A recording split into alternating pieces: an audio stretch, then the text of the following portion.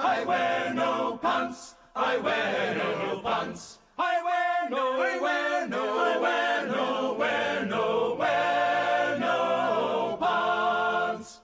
Perhaps you like the... You've found the writer's block. New worlds are we all concoct. Where fiction has a page and playwrights have a stage. Where poetry's allowed, non-fiction draws a crowd. And even devs can check their articles on tech. Is English not your first? We help fix grammar's worst. And every week or so, we host a chit-chat show. With guests and topics too, informing scribes like you. What's optional? The pants. But manners, not a chance. Non porto pantaloni. Welcome, everybody, to another episode of the Fictioneers podcast. I am Andrei, aspiring author, witness, and I am horribly overworked all the time, especially with finals coming up. But we have a great show for you guys today. Let's go ahead and down the list and introduce everybody that's going to be with us today. Evening, everyone. I'm GMUX, administrator at the Writer's Block and moderator. I try to write sometimes. And I run MoxieBot, curation bot.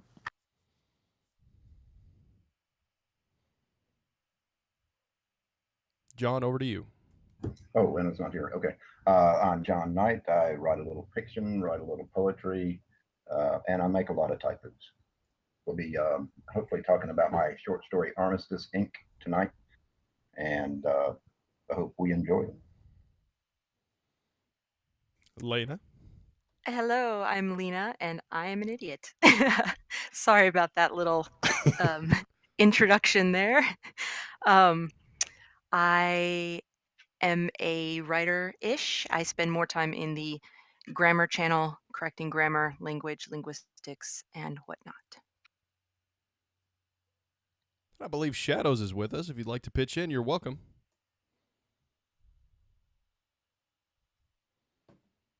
Or perhaps not. Well, she doesn't have a voice at the moment, so I will be happy to excuse her for that. But as John mentioned, we do have something in particular that we wanted to share with you guys today. So without further ado, I will let John take the stage and carry it away, boss. Okay. We wrote a story several weeks ago. Well, I wrote a story at the behest of one of the big people here. I think it's Jessica that I was talking to. And we wanted to write a story where we could get in and run it through the workshop a couple of times and then produce a finished piece of fiction that hopefully everybody would like. And we wanted to use the story as an example of what kind of things go on inside the workshop for people who haven't actually submitted anything to the workshop yet, or for people who are just hearing about the writer's block and want to know exactly what we do, to get past their fear. So I've got, sitting in front of me, I've got two edits of Armistice Inc. One is the original that I did with all of the notes on it, and the second one is a copy of that after I applied all the notes from the first, and we ran it through again, and and it actually, I'm scrolling through right now, has as many comments as the first one. So with this thing ran through the workshop twice, and believe me, it needed it. When I first started writing this, I had just written a couple of weeks earlier something that was really traumatic for me to write called Heroes. And I was wanting to get as far away from that as I could. So I decided to write romance. And I am not a romance writer, but I decided to try to write romance. At the time, I was running a contest on Armistice, on the concept of Armistice, which, by the way, we got some incredible entries to that, and the winners definitely, those guys deserve to be published everywhere. But anyway, I thought I would just use that as the subject matter for my own story. So I don't know how to proceed from here, except to tell you that my initial feedback from Trish Larimer, who is also here on Steam and in the writer's block, was that it was schmaltzy. And I had to look that word up, didn't know what schmaltz was. turns out that everybody in the writer's block thought it was too schmaltzy. So I want to read just in particular the paragraphs that were called out to me as being too schmaltzy. And I'm going to go through those and just show how the writer's block can take a piece of really lousy writing. And keep in mind, folks, this was mine, and it was truly lousy. And I'd like to go through and just show how listening to the writer's block, the critiques, the editors, and the readers. It's not just the editors. Sometimes, like I don't consider myself an editor. I consider myself a reader. So when I'm in the queue and I'm doing my critiques, I'm doing it as a reader more than anything else. So anyway, let me find this because it is just terrible. Give me just a second. Y'all talk amongst yourselves just for a moment. You know, that would explain why some of your critiques are so good, because you're just doing it from the point of view of who we're really writing to. We're not writing for editors, we're writing for readers, right? So that, I guess that could show that other people, even if they're not an editor, that they can still offer something of value when they're giving feedback, even if they're just doing it from the point of view of, I just like reading. God, I hope so, because that's exactly the way I approach the critique process. Okay, I found this paragraph. There's actually 3 paragraphs that I'm going to go through, and I'm going to read the comments that came through those paragraphs. I'm going to read the paragraphs first. So I made the call, looking now at Susan, those dark brows like arms stretching out above her eyes, asking why. I wonder why we hadn't just talked it out, why we ever stopped talking at all, and when. I try to look away, but the moment holds us both in limbo, between heaven and hell. Life is decided in moments like these. And I am powerless. I can't escape her eyes. They conquer me. I give myself to them. Okay, I'm going to stop there. That's 2 paragraphs. Right off the bat, I get a comment from Trish Larimer that says, this bothers me, but I don't know why, where I've written, why have we ever stopped talking at all and when? It bothers her, and she didn't know why, ignore it as we want. So I thought maybe it was the phrasing, and I added in, well, maybe I should write, when did we stop talking? And then Enna comes in and says, well, your suggestion sounds better here, John, the when did we bit. And then Rebecca Bex comes in and says, well, yeah, it really doesn't need italics since we're already in his head, which, of course, I'm learning the deep POV. We go on down, and I end up saying thanks. And that's just on that one little sentence. Now, let's jump down to the next paragraph where I'm talking about being in limbo between heaven and hell. This is the schmaltzy part. Anna is very blunt. She's like, do you really need this? She's right. If you look up the word limbo, it basically says between heaven and hell. So no, I was being a little redundant there. That was a good catch. Over here, Vinny Didi, and we all know who that is, tells me to drop the and. And then at the they conquer me. Nobody loved this. It was even called syrupy. And I give myself to them. Okay, so let's jump over to the same paragraphs in the next edit. And this is the way that turned out. I'm going to read it again. Now, keep in mind that before there was a lot of the schmaltz in there, and I'm trying to eliminate the schmaltz while keeping the romance. Once again, this is something that I don't do or haven't done before. So here we go. I try to look away, but the moment holds us both in limbo. Life is decided in moments like these. Powerless. I can't escape her eyes. Fear, accusation, and something buried beneath years of day-to-day drudgery. The look of longing for a treasure lost long ago. Her eyes sear mine. God, I miss that fire. It's tinged with the fear of betrayal, but it burns. When was the last time she looked at me with any emotion? When was the last time she looked at me at all? That longing. I can see it on her face. I know she can see it on mine. I think this is a little better. What do you guys think? Yeah, I tend to agree. I think the second one reads a little bit tighter, and I think it's a little bit more, has a little bit more of an impact than the first, the rough draft. And I would never have rewritten that at all had I not had the comments that I had in the workshop. Now, on this particular version, though, Jana didn't like it. She comes in, she says, well, I would consolidate all this in his head chatting a bit. It's such a big leap from how much anger he was spewing in the opening that I just don't quite believe his transformation.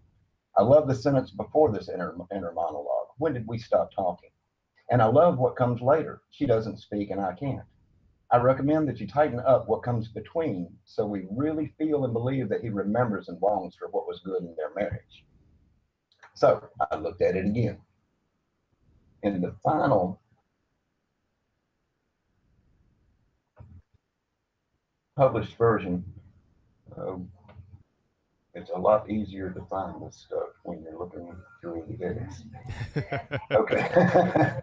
I'm looking now at the actual published version. And this is what came out in the end. I can't escape her eyes. Fear, accusation, and something buried between years of day-to-day drudgery. The look of longing for a treasure lost lifetimes ago. When was the last time she looked at me with any emotion? When was the last time she looked at me at all? That longing, I can see it on her face. I know she can see it on mine. Life is decided in moments like these. I honestly think that was the best that particular mess could have been made. And it's thanks to, let's go back in time, it's thanks to Jaina. And it's thanks to Trish Larimer. And it's thanks to, and I don't recognize this name, Jaji Bai. Oh, Jaji, yeah. Jaji, okay. And it's thanks to Emma. And it's thanks to Vinny Vidi. In other words, it's thanks to the workshop. It's just an amazing thing to me that I could write something that literally made me want to vomit. And now when I read the finished product of it, it actually doesn't hurt me that bad. It's not that it doesn't hurt you; it just doesn't hurt quite as bad. Thank you. I know that feeling. Oh, I do too. I think we all do. But no, I agree with you. The finished product it's pretty well done. It certainly reads much better than it did before. And it's just not as syrupy, not as schmaltzy. It's schmaltzy. It's still schmaltzy, okay. It's a little bit schmaltzy. But a little bit. It's like no, it's not either. It's schmaltzy. I know what it is. And Inna is mentioning that John Knight is a fabulous reader, and I am inclined to agree. I think he's got an excellent voice for reading. So maybe I'm we should sorry. just have him. I actually have two screens up, and I'm over here looking at this one, and I wasn't looking over here. Thank you, everyone. I'm inclined to agree. I'm inclined to agree. You have a great voice for it. In my family, as I was growing up, all the boys, and there were 7 of us, we all sounded like my father, and my father had cultivated and actually gone to school to learn to be a public speaker on the radio. He had talk shows, and so we all grew up with a big focus on enunciation, pronunciation, and delivery. As a result of that, I at one time had a radio voice. I mean, I had a voice that was really great. And then I moved back to North Carolina. No one could understand a word I said. I didn't understand the colloquialisms. I couldn't understand the slang. And so I spent about 3 or 4 years trying to learn how to say y'all and yonder and all of that stuff. And I got pretty damn good at it. Yeah. Well, I just as an aside, since I spent time in North Carolina, it wasn't your fault. The area was in fact just awful. It's in the water. I have a radio face. Does that count? I love your face, man. A face for radio and a voice for television. Well, actually, that's not true. That's not true. Rat Bastard has had plenty of comments and plenty of positive feedback on his voice and his accent, so he's definitely got a voice for radio. Seriously. Of all the voices, I think G-Mux and Rat Bastard probably. They make the ladies swoon. Oh, they make me swoon. What are you talking about? It's only because it's not Mez. I did want to mention something, John, and it's because you talked about practicing enunciation and pronunciation and delivery. As a person whose second language was English, because I was born Romanian and I spoke Romanian before I came to the States, so I came knowing how to speak Romanian and not having learned at all how to speak English. But as I grew up and I spent most of my life here, I picked it up very, very easily. But I always had it in my mind that I needed to focus on being able to pronounce words correctly and enunciate properly and not try to mumble. Mumbling was never something that I ever looked favorably on, even when I was in my rebellious phase against my parents. even then, like I still took my parents' advice to speak clearly and not mumble. So I feel you on that one. It makes a huge amount of difference. Excuse me, I'm coughing. You're excused. Anyway, let me look for another place on this armistice thing. We've got a couple of hours to fill, right? Well, that's up to you guys. I mean, we can cut it off at an hour if we're feeling good about the hour. We can cut it off at an hour. If we're feeling good about 2 hours, heck, we can keep going. I don't mind. That's one of the things I like about running this show on the writer's block as opposed to elsewhere is we don't have a time slot. It's literally however long we feel like taking. Okay. Yeah, it's the same with the Shane and Moxie show, where we ran it before. You know, we had to fill the 2 hours, but now we go for 2, 1, 3 hours, however we feel. Which I think for shows like ours, like the Shane and Muxie show and then Fictioneers, I think for our particular shows, since they're a little bit less formal, they're more kind of like coffee shop talk. I think it works a little bit better to not have a designated time slot because then it doesn't feel like you're either rushing things or you're kind of dragging things out. You can kind of let things happen organically. I think it just ends up being a better conversation that way. Yeah, I agree. Assuming that the guy in charge actually posts the things that he needs to post when he's supposed to post them, which is not me today. Yes, Andre, yes. It's all my fault. I don't deserve to live. I'll commence with flogging myself after the show's over.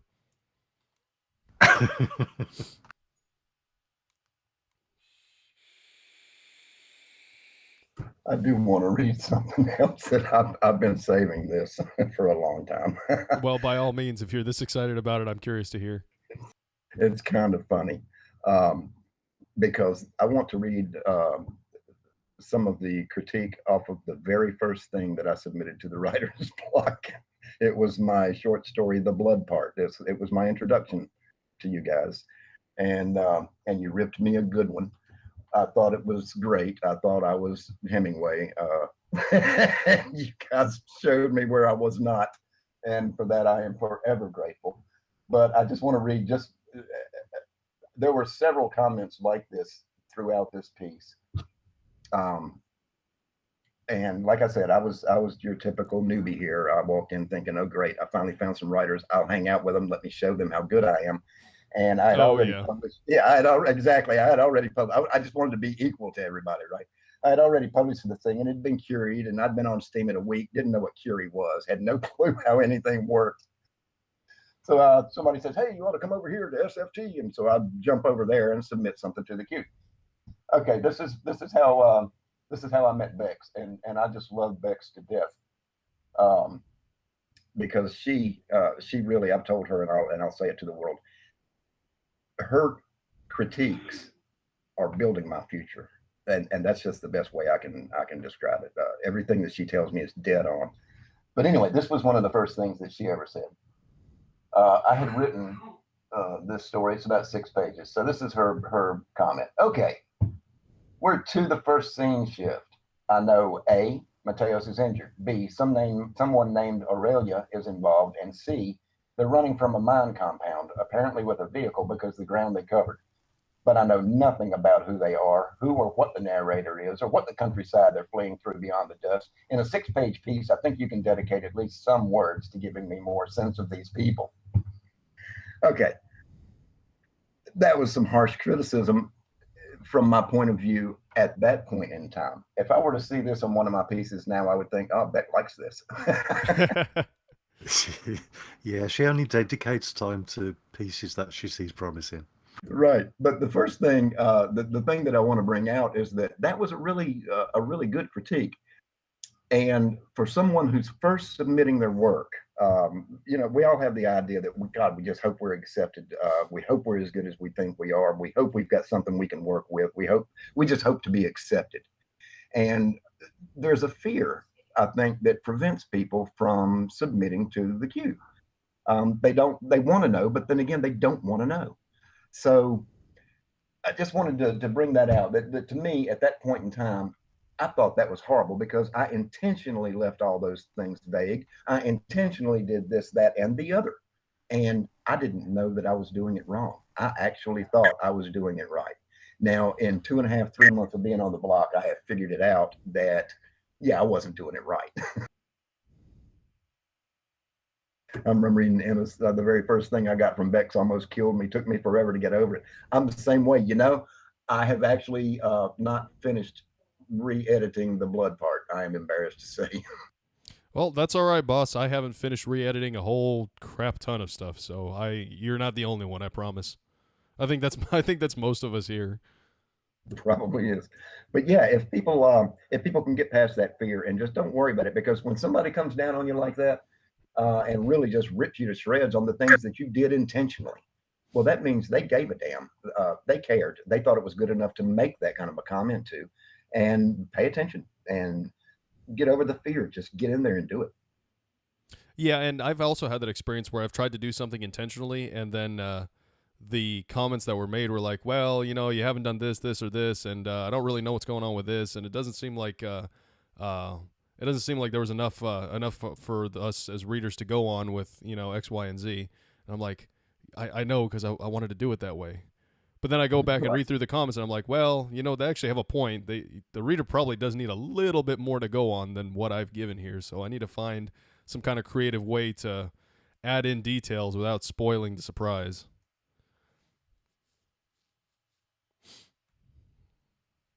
But yeah, the main thing I want to get across is that because I know that there's people out there, because honestly, Trish Larimer, I mentioned her a while ago, she submitted some things now, but for the longest time, she was so afraid to submit anything. She wanted to know whether it was good, whether it was bad, how she could improve, et cetera, and so forth. But she was so afraid that nobody would talk about it, that nobody would give her a critique. And, you can just about guarantee that if you throw it up in the queue, somebody's going to grab that thing. Oh, yeah, 100%. I don't think there's a piece of work that's come through on the queue that hasn't been looked at by one person or another. Yeah, I'll go in there at night and just I just go through and look at some of the things that I've looked at before, just to see if I've missed anything, or to see if it's a new version. Oh yeah, and actually I need to. Speaking of which, I recently took one off that I need to get down to editing and add more to it. My problem as a writer is I don't ever finish my stories. I just draw vignettes and then I'm like, oh, okay, well, we're done. That's been my consistent criticism. I think we're all guilty of that to an extent. Well, and I can't help it because I have these great scenes in my mind, right? And I'm sure pretty much everybody's the same way. We get like this fire for this particular idea, and then we write out the idea, and we're like, okay, cool, we're done. But there's not a whole lot there. Yeah, I want to hear John King talk some. I love that dude's voice. Oh yeah. Yeah, pity's not here, eh? Yeah, I know, right? Oh, your doggy story. God, I love that. I mean, it wasn't a story. I understand that it really happened, but and I don't. God, now that I think about it, I don't really love that.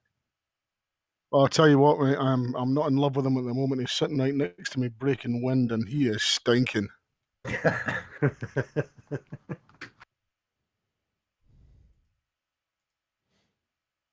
Oh, of course she does. All of the ladies that love Rat Bastard's voice.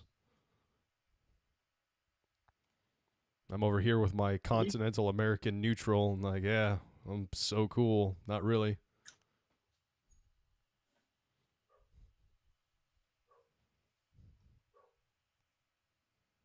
All right, so what's next?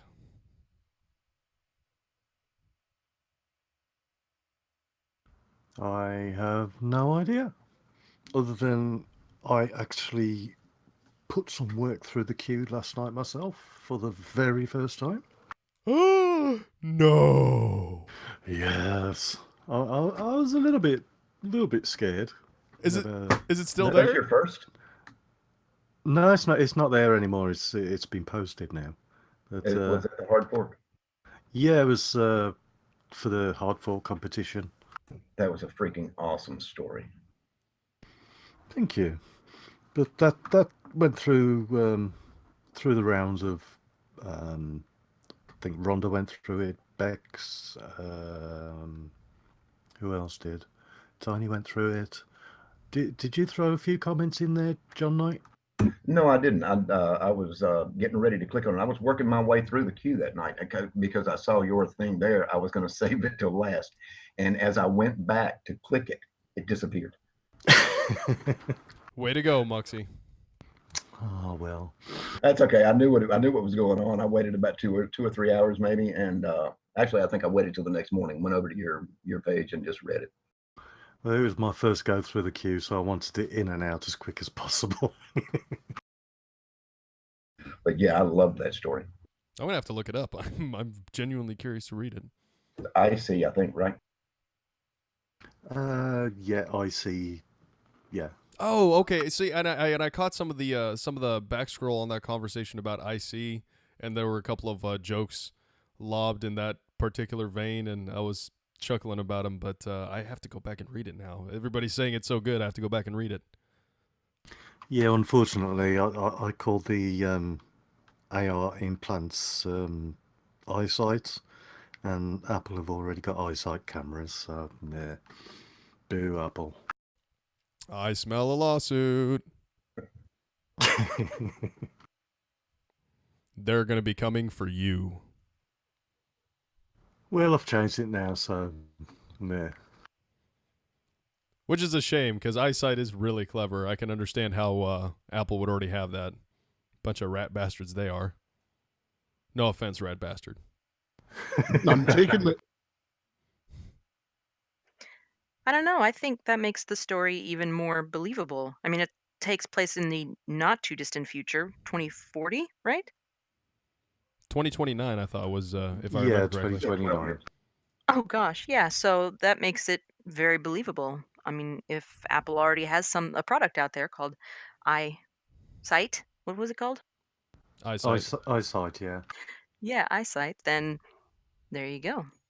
It's better than some of the other things that are so out there that are cool. The technology is awesome, but I can't see it happening in 2029, maybe in 2059, 2069, but not 2029. So I don't, you're right on the money there as far as time period goes. and about that, I don't know. I've seen really just unbelievably fantastic things happen in the last 5 years. I mean, in the last 5 years, how much has changed? It's been an incredible change in all of the technology that we use day to day and how it functions and how it interconnects and everything. And I mean, I could believe a great plethora of things is going to come around in 2029 that might seem even fantastical by our standards. I'm still waiting on flying cars, though. I hope so. Yeah. That would be so exciting. It's well past time. And hoverboards. Yes. Where the hell's my hoverboard? I'll take a pink one. I don't care. But yeah, the whole technology angle, like I'm fascinated by virtual reality, which is why my sci-fi stories set. You cut off for a second, Mux. Muxie. G-Mux!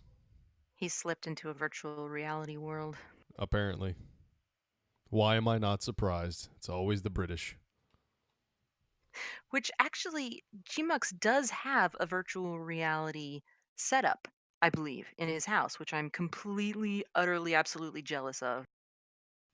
Well, there's one guy that I follow on Steemit. His name is Alex Bayman. He does a lot of technology posts, technology articles. He also does a lot of stuff about diving. But he does series where he'll play VR games, and he does a whole bunch of hilarious commentary associated with it. If anybody who's listening, if you guys want to just watch somebody play video games and have an absolute blast listening to them comment on the thing, check out Alex Bayman, AlexBeyman, and he's on Steemit. You will not be disappointed. But I would love to do that. I would love to, number one, have the time necessary to spend in like something like Minecraft in VR, and two, to have a VR setup. That would be a ton of fun. Am I working now? You are working now. Ah, Discord. Yeah, I was saying how fascinated I am by the whole VR thing, and but by the same token, I can also see the potential dangers of it in the future. Um, but even so, I still like to have a play every now and then. I did used to have a proper VR headset, the Oculus Rift when that first came out, but I with my illness, I suffer from terrible motion sickness, and I had to sell it within the month. Oh, that sucks. I'm sorry.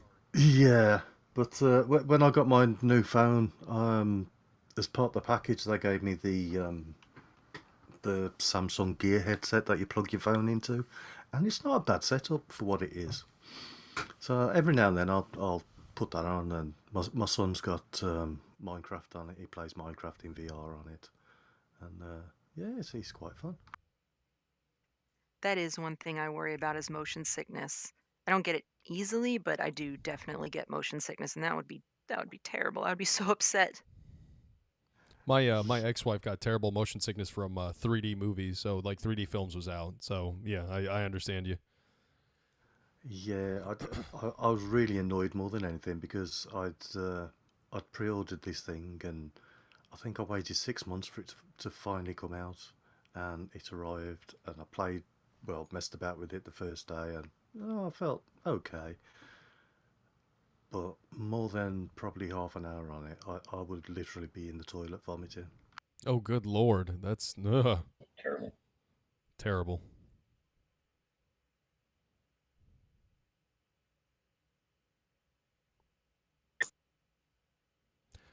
What is that sound? Because it keeps popping off. Am I the only one hearing that? I think it's John Knights for some reason. I see What his am I doing? name. I don't know. There's just That's like a a. great question. What are you doing? Oh no, that's Inna. That's sure. I don't know if it's. Is she trying to push to talk, or is it just being wonky?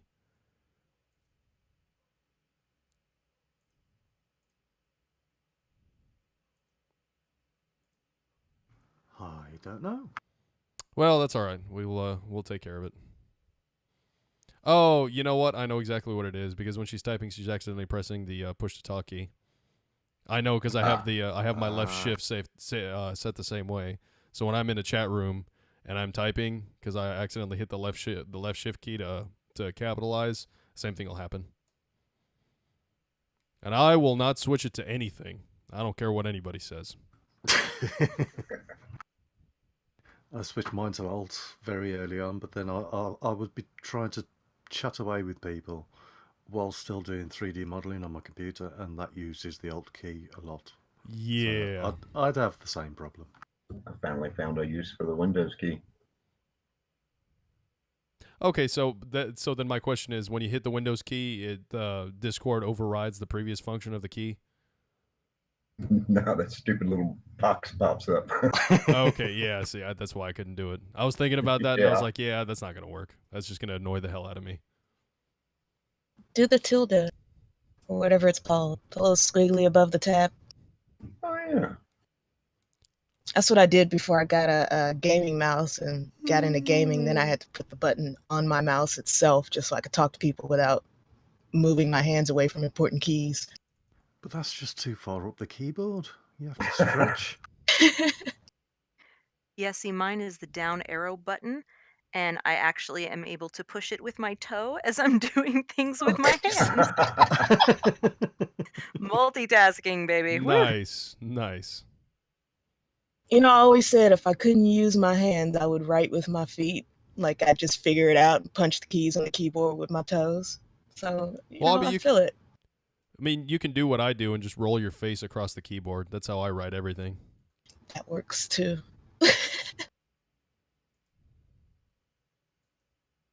I'm just going to bite back a comment about your writing. I'm not going to say anything. It's very stream of consciousness, from what I've been told. Very, Straight from very the pen. immersive, very deep. Like, really gets you into my mind. I thought you were going to say stream of drool or something of that nature.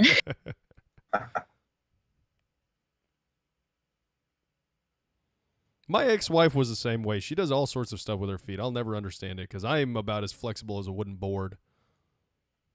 Remember, we're just hairless apes.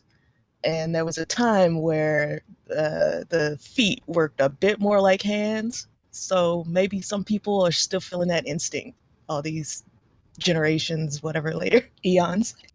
Well, and it's ridiculous because I have got the stubbiest toes in the world. Like, I can't even wear those toe shoes, those Vibram toe shoes, because my toes won't go in the toes. And the toes end up just flopping around and tripping me. Oh no. All I know is this hairless ape definitely isn't using his hands for feet or his feet for hands. Are you sure? I am 100% certain. I'm It's still a miracle if I can bend far enough down to touch my toes. I'm still chuckling about the writing by osmosis. Well, you did drag your face across the keyboard a few times. The thoughts eventually get absorbed into the computer, and then the thoughts are in the computer. Wouldn't that be an interesting technology as you think it and it appears on the screen? Talk about stream of consciousness. I would love that. I like that. That's my ultimate dream, is like some sort of telepathic interface to a computer in a way where it can't feed back to my brain and take it over, but I could like just send the images of my imagination there, because that would completely wipe out a middleman for animation production studio. You can make an entire movie with your brain. It'd be great. Well, Stephanus pointed out that they've done that already. I know for a fact that they've already wired somebody's brain to be able to use a cursor. So, I mean, you can control your computer with your mind. So, Oh, so they're getting there. So I mean, I just have to wait. Yeah, Yeah, Well, it's yeah. early days, but yeah, they're working on it. Yeah, I I- mean, I- I've watched a video of 2029. somebody using MS Paint with their brain. Like they Oh, nice. literally draw stuff in Paint with their brain. So what, 10 years and I'll be able to go, I imagine a forest, and a forest will appear on the screen for me just as I picture it. Because technology goes fast. It was a time where we were like, had these big brick phones and people were like, oh wow, these are massive. I could use it as a weapon. And then, 15 years later, they're teeny tiny little things. And we're like, Well, okay, now if they're too it's- small. Well, if it's a Nokia, you can still use it as a weapon because those things are indestructible. Sure. But yeah, I'd love one of those brain interfaces, but I'd wear mine in my sleep because the crazy dreams I have, no one would believe it. Oh, right. Ooh, yeah, good idea. I wouldn't believe that'd you be even if you YouTube. did do them. Even if you did draw them, I'd still refuse to My believe it. biggest nightmare. A machine that can automatically project my thoughts out into the public. Oh my God, no. It'd be a whole new way of social media. People would be streaming their dreams. That'd be a whole new thing. It'd be like the mukbang, but instead you're just watching people's weird dreams for Would it be- hours. Would it be a whole new world? A dazzling place you never knew? Oh, Dang it, don't really? start singing. Oh, goodness. That one's worse than Green Acres. Who did that yesterday? Was it Shadows Pub? I think it was Shadows Pub. Who wrote Green Acres, and I had that song in my Yeah. head. I mean, but Oh. it's the place to be. Farm Oh living. my is A like whole living. new world. Oh, goodness. Okay, what's happening? I know those lyrics. We all do. I can Anybody sing who it. has a child knows all of the lyrics to every Disney song. I just want to point that out. God, yes.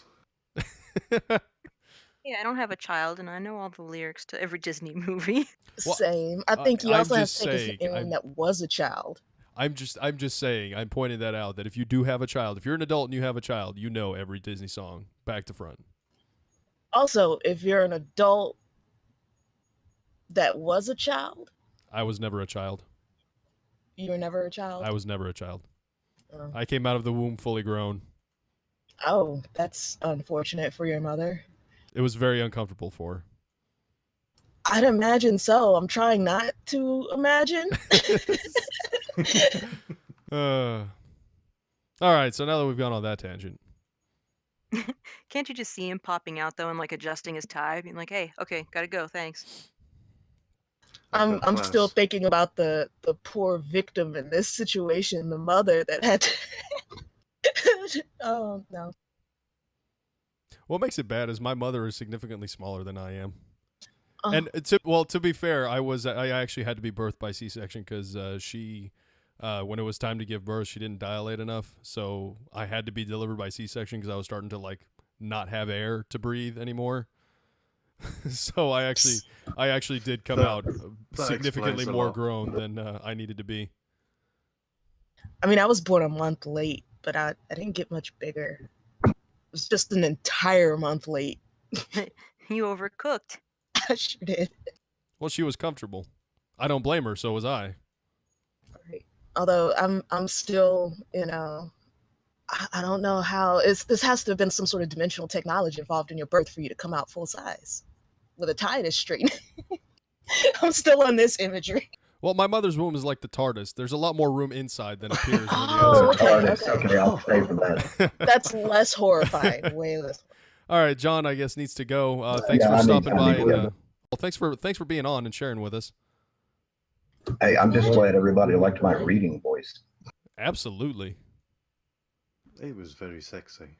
Oh yeah, it is. It is. I dressed it up just for this. When we get things published, we'll have him do the Audible content. Yeah, you can team up with me because there's physics as well. Okay, well, thank you guys. I gotta go. Have a good night. I'll be back later. Bye, John. My expectations are much lower than that. I'm just glad people can understand me. What did he say? It's going to be one of those nights, isn't it? No, I still don't get it. Just knew he was going to do that. Okay, so given that you two are from England and Scotland, do you guys ever argue about whose queen is the right queen, or is that kind of old hat now? There is only one queen. Rat Bastard, how do you feel about that? He's absolutely right. There is only one. Oh, poop. Here I was trying to instigate and it didn't work. Even I was confused. I was like, isn't there just one? Your century's out of date, man. Well, no, that's not true because last I checked, Scotland was thinking about having a referendum to secede from the UK.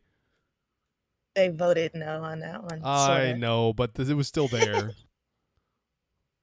Yeah. I mean, I could comment on this, but I don't think. Yeah, I've heard comments on it. I don't think today's the right time for that. Well, all right. I was just trying to instigate. No, I could pull a riot out of the hat if you wish. No, we all know England's better anyway, so let's just not go there. You and me need to have a pint sometime, mate. As long as I'm there for the ride, yes. Let's organize this. I mean, I heard Ireland was better, but that could just be my own opinion. Gotta love the Irish. I quite like them. Those people know how to party. Oh, God, yes. I could pretend to be an Irishman for you, Universe. It's not the best accent, but I could give it a try anyway. Uni said there needs to be an Irishman in the mix, so I was trying my best Irish accent. Do you know, I don't think I've actually met an Irishman on Steam yet. Can you guys hear me? I met an Irish rapper. We can hear you, Uni. All right, I wasn't sure how this. I had my headphones on, so I wasn't sure if I needed to push to talk with it on. But yes, I chimed in just to say that the attempt at the Irish accent was appreciated. Oh, thank you. Yeah, I've met a Irish rapper on Steam. He's pretty decent. Yeah, Shadows Pub. I know Beans and Paula G are Irish women. I just Irish men. I meant. Not that I'm being sexist. You're being entirely sexist. I am not.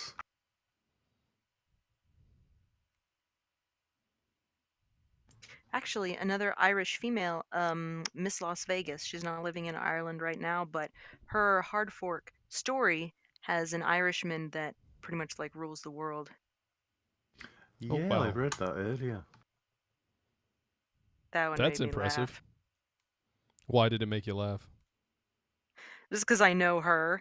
And when it was an Irishman who ruled the world, I thought, yep.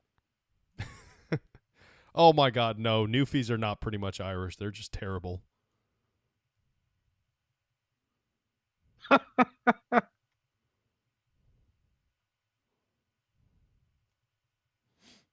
I have. That's why they're terrible. They're not even Irish. I don't even think they're people. Oh, dang. And the line is crossed. He went there. I get to make fun of them because my girlfriend is Canadian, and we make fun of people from Newfoundland all the time. And she actually knows people from Newfoundland. Yeah. I can do it because I know someone. Exactly. I totally have a Canadian friend. It's totally okay. It's just like your Canadian girlfriend. Oh wait, That's you right. said.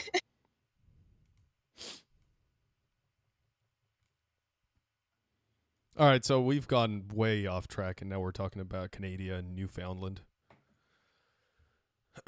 Yeah, I'm not sure how that happened. Do we have anything else to talk about regarding, writing, by chance?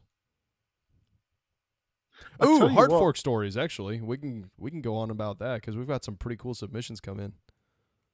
Yeah, an awful lot of them are pretty dark and dystopian, aren't they? Well, when you're writing to a theme. Yeah, I'm not sure the theme actually required it to get quite that nasty. It's funny because I think that reflects the general attitude that most of us have about the direction that things are taking. And it is particularly with the Hard Fork series that the Hard Fork people that set up the prompt in the first place. If you've read some of the backstory, it really is. I mean, it's a dystopian world that it's set in, right? So, I mean, I think a lot of us kind of share some of that. Not all of it, not to the extent that others do, but I think we generally have this sense that things are going to get strange and they're going to get pretty dark before they get better. Well, given who's governing the UK and given who's governing the US, yeah, I'm a great fan of somebody else's suggestion earlier on. Let's put the Irish in charge. It'd be a much better place. They couldn't make it any worse, could they? They certainly could not, mate. Which ones, the Irish or the Anglicans? No, the Irish. The Irish. These guys have some fun. Oh, I'm sorry. I'm sorry. I should have. I misspoke. The Catholics or the Anglicans? Northern or Southern Irish? Because they're Did we different really people. have to draw a line there? I'm not drawing a line. They drew it. Well, he's putting up borders again. He's really to instigate. I'm not doing anything. I'm simply pointing out what's already there. I've done nothing except point out what is there. I think we just find some half-cut Irishman and we put him in charge of the whole damn place. And I think it would be a much better world in the end of it, honestly, until he sobers up at least. Oh, God forbid he sober up. Just keep him drunk the whole time. I'm for that. I'll quite happily subsidise his drinking, to be honest. There's an awful lot of subsidisation going on at the moment. And, to be honest, a couple of £100 a week for an Irishman to get pushed every day, yeah, I don't have a problem with it. Yeah, I think that would be a worthy cause. I wouldn't mind paying taxes for that. All in favor? Aye. Aye. Yes. Motion carried. What were we voting for? A pissed Irishman in charge of the world. Oh yeah, sure. Easy, wasn't it? Whatever. At this point, I feel like all paths are gonna lead to the exact same place, and it's gonna be like everything's kind of been an experiment anyway. So I feel like it's all gonna flip over and then try to write itself like a little Etch-a-Sketch kind of thing. I don't know. That's how I see it. So hey, an Irishman, a drunk Irishman, some dogs and cats. I mean, there are towns with chicken mayors or pig mayors, and they do just fine. So let's try that. There's a town in Alaska whose mayor's been a cat for past 5 years, I think. Yeah, I hear Alaska's nice. And how's that panning out? Apparently, the people in the town love it. They say he's the best mayor they've ever had. That says an awful lot about today's society, does it not? Well, and obviously my name pretty much bears it out. right there in the text in black and white. But I think people are generally just fine if you tend to leave them alone. The less you interfere with people, the more likely they are to get along just fine. And people will tend to kind of organize themselves the way they want to organize themselves. And generally, if people organize themselves the way they want to, there's less friction, there's less conflict, and people are less apt to get pissy and angry at each other. It's when you try and force everybody to, work together despite the fact that, people don't want to work together, period, point blank, that you get a lot of this conflict and you get a lot of this social unrest. Now, that's not saying that, large groups of people can't work together, but I think if you don't allow them to do it voluntarily, if you force the decision on them, most people are not just generally not going to be happy or particularly trustful of their neighbors or the other people around them. So, as your name suggests, you're an anarchist? Yes, I am, as a matter of fact. How are you Good going lad. into law and being an anarchist at the same time? That means you'll by law, like your job will be forcing people to conform to rules that they don't want to conform to. Well, there is actually objective natural law that exists, so I don't really see an issue with it. As far as I've been able to tell, because I've spent a lot of time dealing with ethics and with law, natural law specifically, because I don't really believe that mandated law outside of voluntary organizations and consensual agreements really matters. But there is natural law, and people can be held to that. I mean, murder is going to be murder even if there isn't a state. And murder That's is true. always wrong. What kind of law are you going into? Specifically business law, so contracts and that sort of thing, Cool. which nicely keeps me out of dealing with government directly, and I just deal with government indirectly, as little as possible.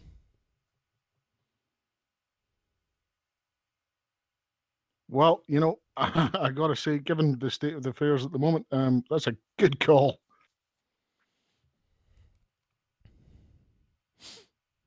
But I don't know. It's like looking back at history. I mean, look how far we've come. If 600 years ago, there wasn't a conception of, individual rights, right? There wasn't a conception that the individual was separate from the whole, and that the community was it. That was it. There was no individual liberty without the community. Oh, not so sure about that. There was a concept for this. It just didn't apply to the masses.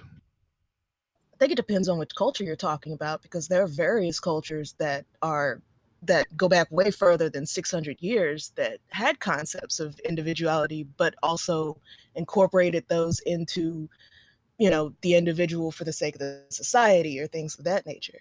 Well, yeah, but that's specifically, I'm talking about the idea that the individual is not necessarily subordinated to the community. Because I mean, Aquinas and Aristotle and Socrates, to some extent, talked about virtue for the individual, but they spoke about it in terms of, well, what's virtuous for the individual is virtuous for the community, and conversely, what's virtuous for the community is virtuous for the individual. So the individual is a component of the community, and it's not its own unit, so to speak. So that's been more of a recent kind of development, especially in law. But I mean, the point I was trying to make was in the last 400 or 500 years, our understanding of natural rights and our understanding of legal theory and how we interact with each other and how conflicts and disputes are best resolved, combined with how much new technology we have and how many different and better ways we can interconnect with each other. I personally don't think that it's I don't think that things are going to be bad for very long. I think things are going to get better. They're going to get worse before they get better, but I think things are going to get significantly better and soon. Yeah, me and Aristotle go way back, dude.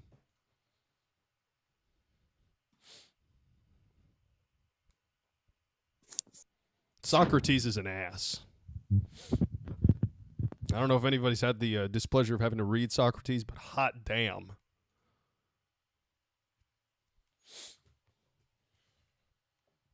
It's like the problem I have with Paul in the Bible. Paul reads like a salesman, and I understand why he reads like a salesman, because he's proselytizing, he's evangelizing, and that's fine.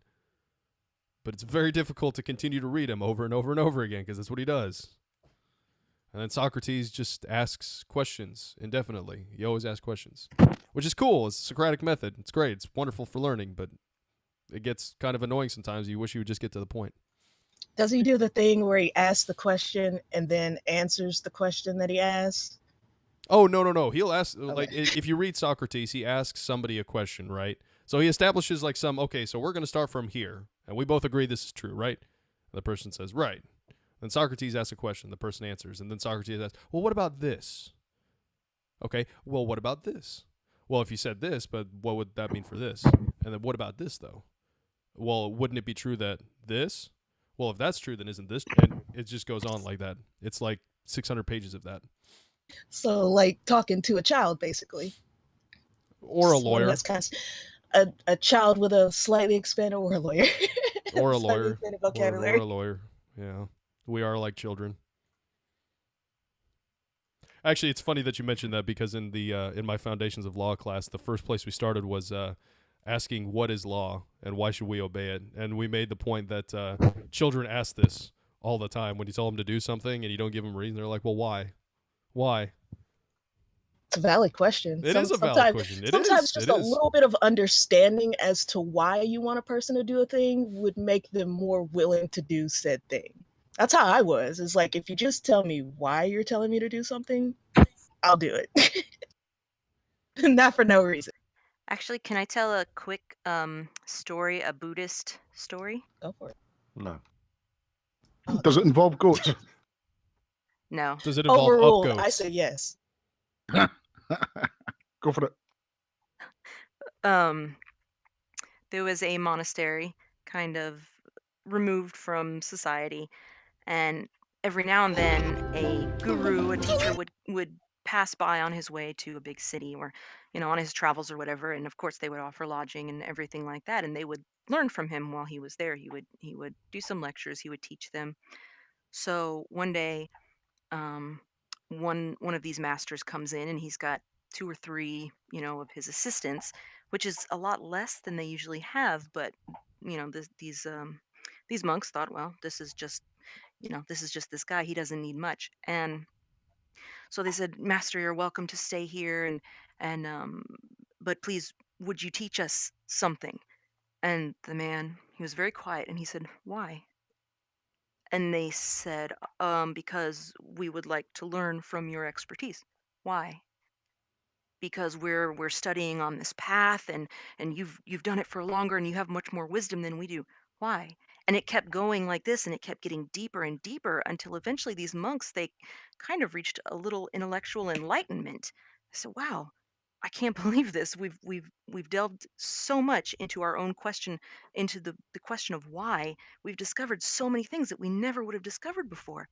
And so they thank the teacher, and they thank him so much. And meanwhile, the assistants never said a word. So the teacher goes off, the assistants go off, and a, like maybe a week or so later, in comes crawling a master with his five or six assistants, and like literally crawling on the road. Their garments are torn, they're dirty, they're messed up. Well, as it turns out, a band of robbers had had overtaken them on the road and stolen their mules, their retinue, and everything like that, and continued along the path. They didn't speak a word of Chinese. The only word that they knew, that the one guy knew, was why. That's the only word he knew in Chinese.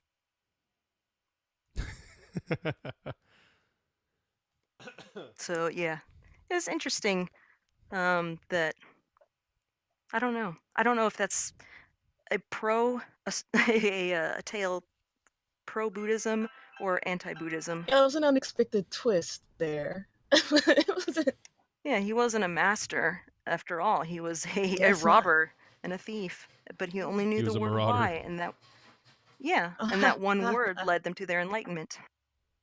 Well, I mean, the power of why, like, why is such a powerful question to ask because it forces you to have to justify what you just said, which in a lot of cases, I don't think most people are prepared to do that. And for small things, I mean, maybe it doesn't matter as much, but once you start asking, philosophical questions, why becomes vitally important.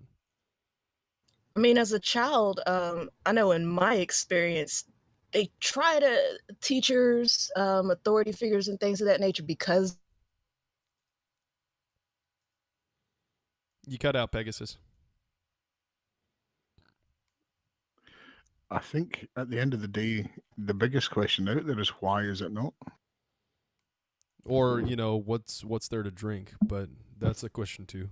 Can you guys hear me? Yes, we can hear you. Yes. Yeah, I was just saying that teachers and authority figures probably sometimes because of, like you say, they're not prepared to justify it, that they tend to discourage children from asking why, and you usually wind up with adults who are now discouraged from asking why, and they don't ask why sometimes when it's important to ask why. So I think it's worth encouraging people to continue to ask why. It's a good lesson. Well, yeah, but I mean, at the end of the day, our education is there for a reason, and that's to make sure that we don't ask why too much, because otherwise it'd be a fucking revolution. That's true too. The education's meant to turn us into cogs, not intelligent individuals at this point. Oh, yes. Well, that's the difference between education and schooling. Two very different concepts. And we can all thank the Germans for what we have now, by the way, if anybody's curious. If anybody wants to know why we have a system of schooling in which children go into various small classrooms and sit at desks and are talked to or talked at by adults for 8 hours a day, it's because the Germans wanted to create a better civil workforce, and so they changed their education system to reflect that. So the U.S. and Germany were just passing bad ideas back and forth for a little while there, huh? Pretty much. Wow. Yeah, I don't like the way school works. I really like the pictures. Have you seen the pictures of the memes where it's a test and it's a bunch of animals lined up, and it's like to pass the test you have to climb to the top of that tree, but like one's a bird, one's a Yeah. monkey, one's a goldfish. Goldfish is like I guess I lose. That's kind of what it feels like. It's exactly what it feels like. Yeah, traditional Can't do school is better. not what we have as far as public education systems go. I don't. They're not good. They are just like every other government provided service. It's basically garbage. To tie this to fiction, I've always been curious what would happen to a society if people were like if children were allowed to select their paths from the very beginning from learning. Like you give them a introduction to everything class or something like that, where it's like, hey, here's this in this world and these things exist and this is a thing, and then you just sort of let them follow a path from there, and when they need to learn something new to help them continue on that path, then they take that class, or maybe they reach out to someone that could help them, like, oh, if you want to do this you might be interested in these things, and just sort of let them do that from the very beginning. Like I wonder what that would do for society. That's kind of what I was trying to do with Chance Way. Pegasus, that is a brilliant idea. I couldn't agree with you more. Follow the path you love. I agree, and it's funny because the whole unschooling movement seeks to do just that. It allows like parents that unschool their children basically allow their kids to take control and determine what they want to learn.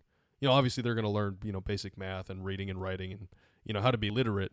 But in terms of what their interests are, the idea is that whatever kids are interested in, they can learn, and the parents are there to help facilitate them learning about the stuff they want to learn about. Because, kids are naturally curious. Well, so which little kid though is gonna go, I want to be the garbage collector, or I want to work in the sewers, There's Well, certain things that nobody would want to do when you're a child. right, but then Well, that's why they do them this as is where you have adults. this is where you have a society where there's a robot that collects garbage or something. Like, you already have trucks that have robotic arms to do it. If because that's why I said we tie it into fiction. What would that society be like? I guess in this present society, you would have some people that wouldn't want to do that. But what if those jobs paid better? Like, what if, because garbage collector's a crap job and no one wants to do it, so maybe it should pay a little better than the job that everyone wants to do, because supply and demand. And so, hey, I need to make some extra money and I really love doing this, but a good way I could do it would be garbage collector for a while. It stinks, but it pays well. Maybe that could, I don't know. It would probably call for some societal adjustments for sure. Well, I'm loving your That's a cool philosophy. idea. I'm sorry, I didn't mean to break up the conversation. I am loving Pegasus's philosophy. Pegasus's? God, that's not easy to see. No, it's not, is it? Pegasi? No. Um, Well, it wasn't really plural. It's Pegasus or Peggy. Pegasuses, depending on how you want to do it. I know the British do I it think, wrong, but you know. yeah, no. Let's not go there. I think we're derailing this. I think her idea was absolutely superb, though. Yeah, and it's the thing is, garbage collection is a market demand. I mean, obviously, people don't want garbage to just collect in their front yard or in their driveway. And you know, if somebody were enterprising enough, you know, absence all the regulations that are on on this particular market, I mean, why couldn't you just say, oh, hey, you know, I'll pick up your garbage for X amount of dollars. You just pay me every week, and I'll come by every week on this day and this day. I'll take it to the dumpster. I'll take it to the landfill or the garbage disposal. You know. Yeah, I feel like the dirtiest jobs that no one wants to do, but they have to be done, like cleaning toilets, scrubbing whatever, uh, cleaning streets, things like that. Those should be the ones that pay the most, just because they have to be done. So someone has to do it, and no one really wants to do it. So that incentive, money is a great incentive. There are a lot of dirty, like I'll crawl in some nasty ass sewers and pull out whatever they call those nasty plugs are from people flushing their wipes. I'd do Ooh. that if you paid me enough money, but if Yeah, it only damn paid like Skippy, I $8 would. an hour, like I don't know, $8 an hour, that's not even enough to pay for my ride home. There's a lot of things I'll do for $50 an hour. I'm just Right? pointing that out. Yeah, do we really want to go there? Hey, it's, the market provides, man. Right? I mean, What I would money's a good say, incentive. Pay well. yeah, what I would say is, and we currently, I don't know what you guys in America pay your politicians, but we currently pay our MPs 70K a year or so.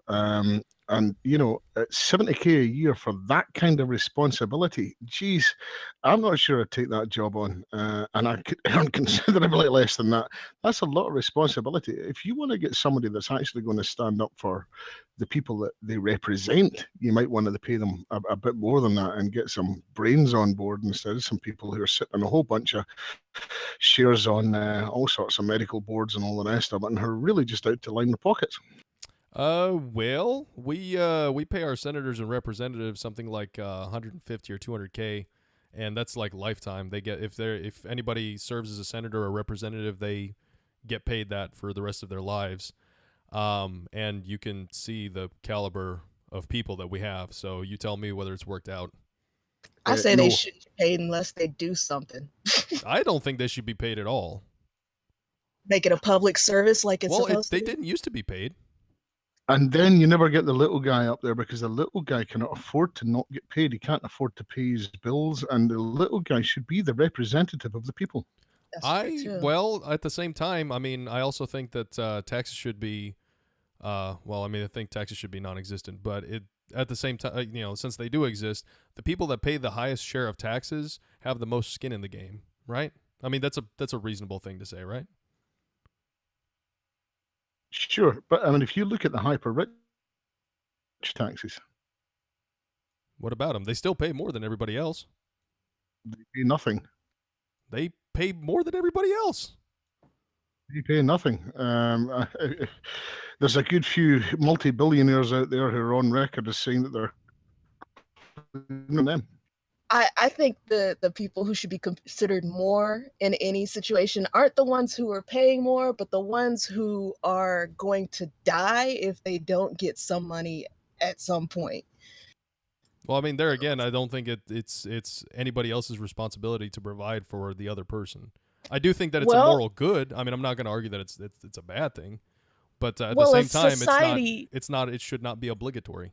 A society's only as strong as its. I mean, if you drop your weakest members, aren't they the bottom of that little pyramid? If that bottom of that pyramid collapses, what's going to happen next? The next row collapses. It's only a matter of time for you just laying amongst a bunch of bodies, metaphorically speaking. Yes, I but mean, I don't know. yeah, but the problem with making it obligatory is then you'll be laying on a pile of bodies literally, because the Well, I'm only way not to make saying it, make anything obligatory. That's an awfully big word. well, I mean, that is what You have to what give me a social minute to welfare and process taxes it. are. They're obligatory. They're at the end of a government gun. So Yeah. unless I mean everybody's comfortable taking a gun up themselves and collecting from people. I think we should spend a little bit more time thinking about how exactly we go about this. Well, what are we talking about now? Because I feel like we've spun over two topics just a second ago, and I'm not sure what we're discussing anymore. Well, Yeah, this I isn't think even the this workshop. I think we need to refocus. No, this kind of ties into Pegasus. What you were going for is the I think it was you, the Hard Fork series, and why so much has become negative. We have such a negative view of the future. It's because we have a negative view of the present. Oh yeah, Yep, and I tend to agree with that. I think that's a reflection of how we feel about how things are going. I like to smooth things over. Well, yes, and Negativer is absolutely right. Way to come in the clutch, Lena. Well played. yeah. That's probably why there's an increase in popularity in like zombies. Like you'd think with the oversaturation of hear me out though. You think with the oversaturation of zombie content that people would be over it, but it's one of the few genres, I guess, in the horror sector that people are not over. Like I've seen people innovate with zombies more than any other horror movie genre, apart from like you got your slapstick, whatever it's called, with the Night of the Living Dead, that stuff. What was it, Ash versus the Evil Dead? Yes. Like that's an area of innovation that I've seen. But like between, and I'm not talking about The Walking Dead. The Walking Dead is almost like the last vestige of what zombie, I don't know, the boring zombie idea, but like Z Nation, iZombie, they're that Train to Busan. Everybody's trying to take zombies and like build on that. And originally zombies were a metaphor for how we were seeing, society and the people in society being zombified or whatever. It had numerous metaphors for zombies. So I don't know, it seems kind of related, where you got your post-apocalyptic stuff, you got your zombie stuff, and it's all like related to a view of the present and where we think the future's going. Well, also, damn, I'm obviously gone wrong somewhere. I just saw them as zombies. I didn't think it was a metaphor there at all. Well, and I think part of that metaphorical growth in the zombie genre in particular, I think that came kind of at the end of the Cold War, because prior to that, I know that there were a lot of books about what would happen, post-nuclear war apocalypse, right? And there was a lot of literature that was written down that road. And once the Cold War ended, that was no longer really a thing. And so I think zombies as a sort of backdrop, an apocalyptic backdrop, has kind of taken over that role for the most part. Or at least I think that's the most popular one that's happened thus far. I think it's the most creative, in my opinion, anyway. The most fertile one, I think. Yeah. Yeah. Because they added one in Z Nation. They added one little change to zombies that actually made a single zombie on its own scary again for the viewer. And it was, how the rule is: you shoot a zombie in the head and it goes down. Yeah. Or you hit in the head. They eliminated that rule. So now there's a new brand of zombies where they don't go down. Oh yeah. So that's now terrifying. What do you do? Yeah, that's terrifying. And they're stronger because there have been so many nuclear blasts that they're now these nuclear zombies. So now they're these nuclear zombies that won't go down. Yeah, it's like, oh God, what do we do? So, Don't worry, Andrew. We won't shoot you in the head. Yeah, we won't. No, you're our favorite zombie. You're our mascot zombie. It's like Shaun of the Dead. Yes. The comedic zombie stuff has got to be my. If no one's seen it, it's a South Korean zombie movie, and you could watch it without the subtitles if you wanted to, because the dialogue is completely unimportant. There's Train to Busan. I'll type it in. I've seen it on Netflix. IMDb I haven't even thought about watching it, but now I'm going to take a look at it. Oh my God, I haven't watched it yet. We've got it downloaded, ready to watch. There's another one where they added an evolution where the zombies can't see you in the dark. So you get a couple of scenes where it feels like some old school red light, green light with real life stakes. So that's great. Yeah, if anybody likes a zombie movie, that one's quite good. I kind of feel that the whole genre's been maybe a little overplayed, though. I mean, you'd think so, but I keep coming across these new ones where I'm like, I was expecting this to be just like every other zombie movie I've ever seen, because I think I've seen just about all of them. But I don't know. I come across one like iZombie. This one has like a comedic kind of feel to it.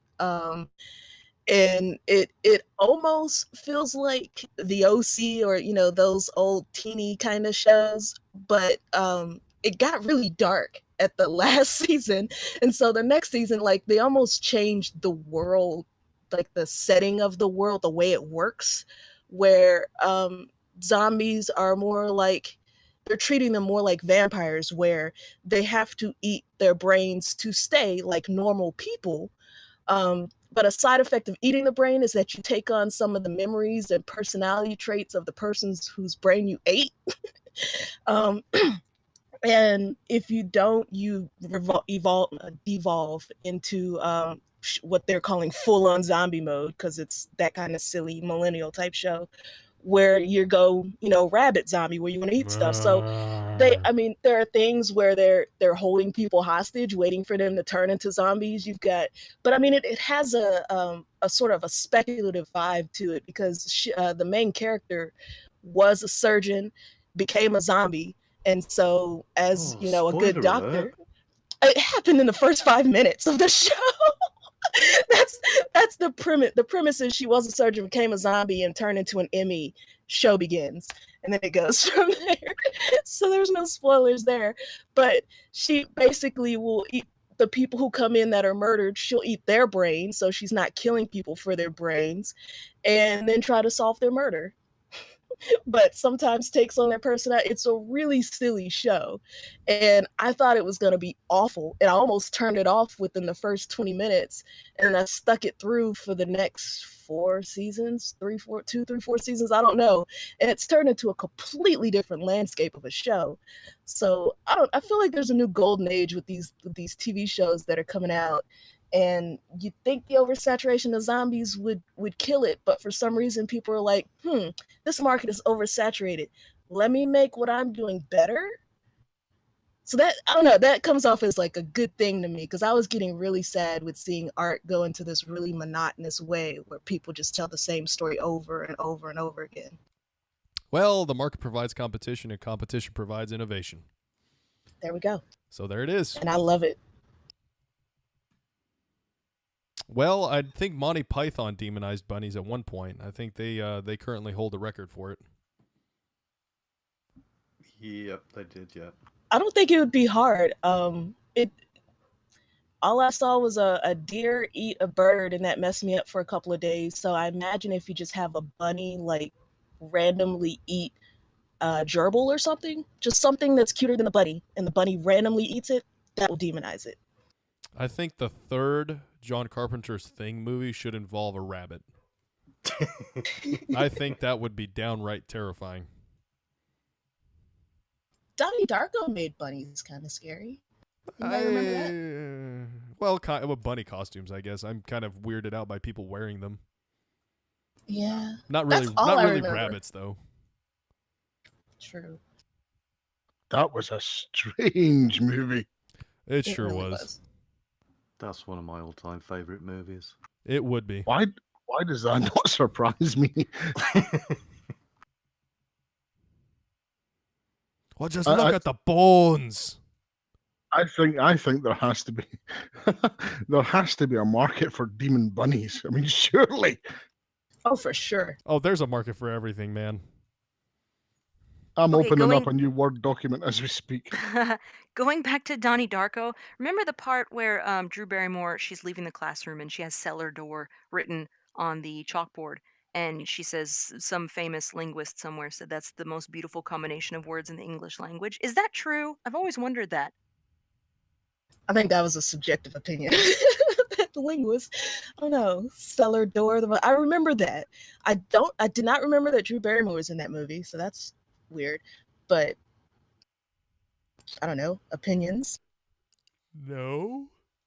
Yeah, I was wondering if it was like like literally some famous linguist, like Noam Chomsky or something, scientifically decided that cellar door. Oh God, rat bastard.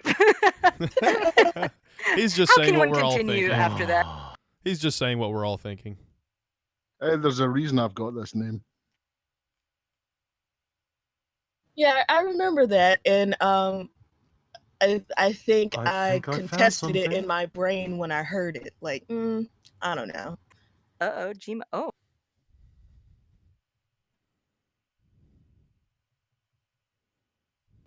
It's on Wikipedia. Really? Mm-hmm.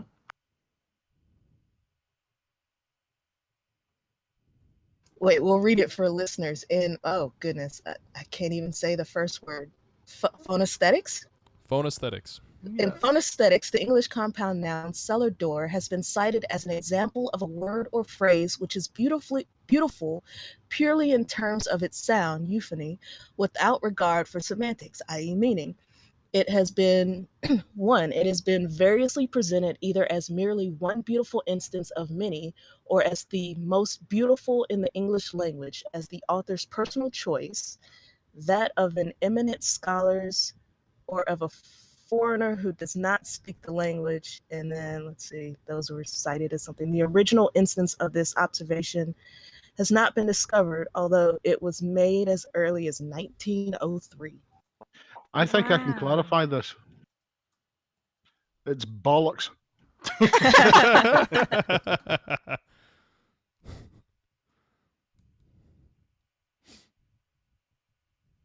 Bollocks it is. I'll go with that. I second that. Motion carried.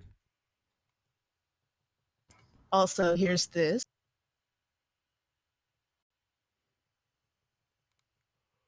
There's a trailer on the IMDb page for Train to Busan for anyone that's curious. Oh, that was last year. I feel like that was a while ago. J.R.R. Tolkien is the cellar door linguist? According to Urban Dictionary. Oh yeah, because that's where I'm gonna cite to. Well, he's got so many. It's also on Wikipedia. Just reading down. Oh, is it? Oh my gosh. Either way. Then it's triple bollocks. It's dog's bollocks.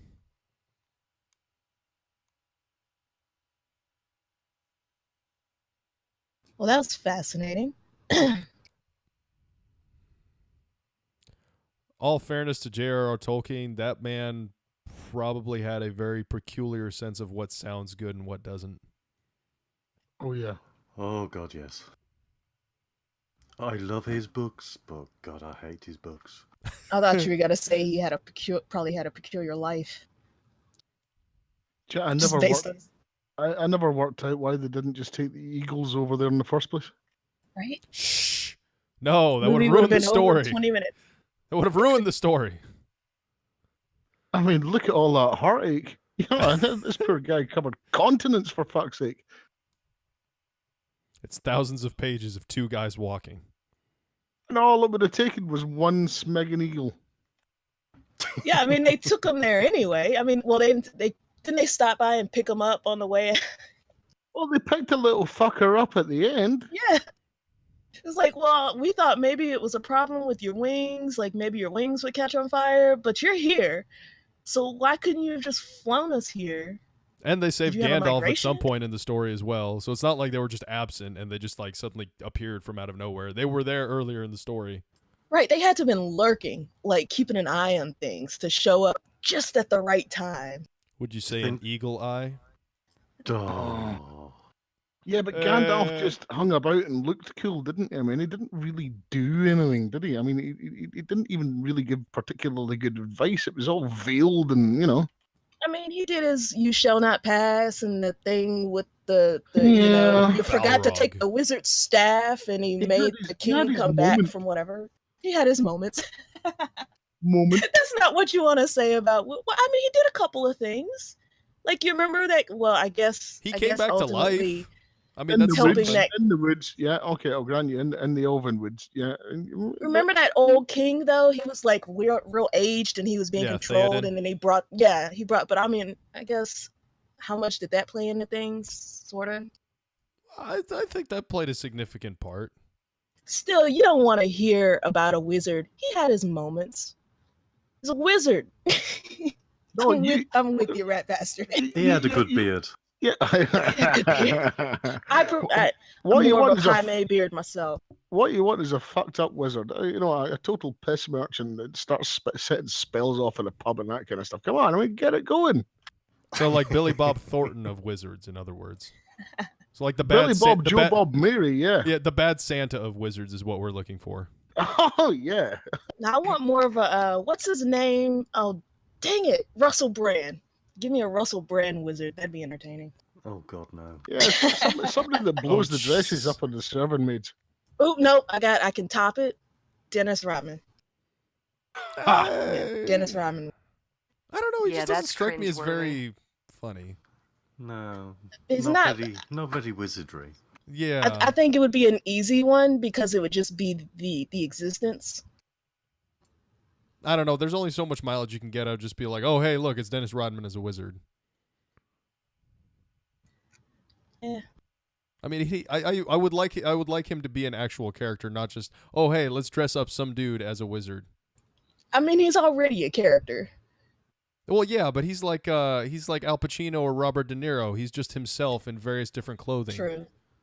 True, fair enough. So you want I more want like a a character. Christopher Walken wizard or something. I want a character. I want it You to want a be like character I want it wizard. to be like somebody. I want an actor to just assume the role and not be the actor in costume reading lines. You know what I mean?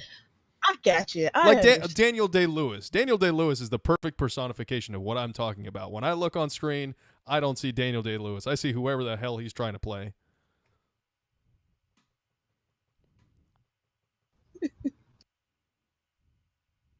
I You're can't facing believe we're Gandalf. talking about Dennis Rodman as Gandalf. Sorry.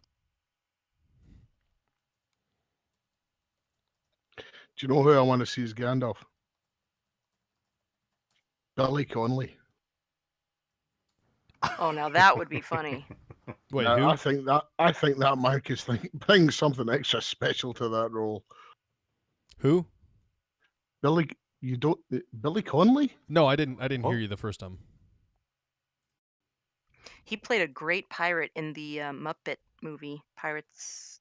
I forget what it's called. There's a Muppet movie? Mm-hmm. With pirates. It has Tim Curry in it too, and Billy Connolly. Yes. Tim Curry Oh, I plays like Long Tim John Curry. Silver. It was Treasure Island, but with Muppets. That may be why I didn't see it. It actually wasn't half bad, I gotta say. But yeah, Honestly, Billy Connolly would be a anything Muppets, fantastic Gandalf the Wizard. Oh, I think he'd bring something extra special to that role. Okay, how about in a different direction, Matt Lucas?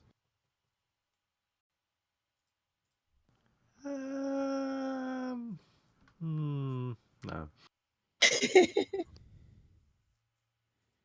I'm I just like I'm my not roles seeing it. I'm weird. sorry. I'm just not seeing it. Saying what? Matt Lucas is Gandalf. I had to look it up and see his picture, and it's like, oh, that guy. It's a weird direction, I know, but I That feel would like he be would do weird. something with it.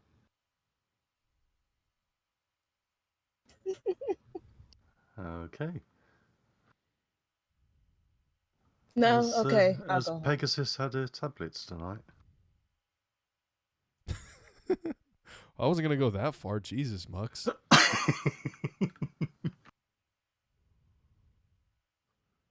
I know we're all a bunch of like ground scraping, knuckle dragging colonists over here. I know that's what you think of us, but my God, man. Hey, speak for yourself. I'm a fucking rat. I mean, I was gonna say speak for yourself. I was here first, but whatever. Whatever. You don't know me. You don't know my life. Well, Negative already threw a grenade in here. I tossed it through the window. Oh, okay. We're good. I wasn't really paying attention. I'm a Pegasus, so it's just a grenade. Yeah, I'm trying- how does on yourself, Matt? Oh no, I was just saying I'm trying to figure out who else would be a worthy person to play Gandalf in the method that we're talking about. I'm Arnold just glad. Schwarzenegger. Oh my God. Who? I didn't hear you say it again. Arnold Schwarzenegger. Oh, jeez. He'd be brilliant. Oh, no, Sylvester Stallone. A Oh, wizard God. is never late, nor is he early. He arrives precisely when he means to.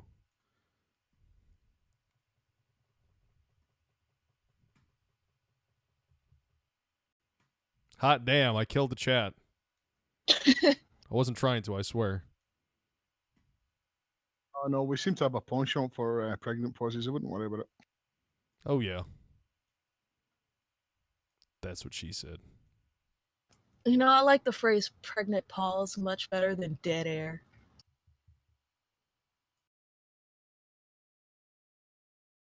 Yeah, dead air is what comes out of my dog. Jesus.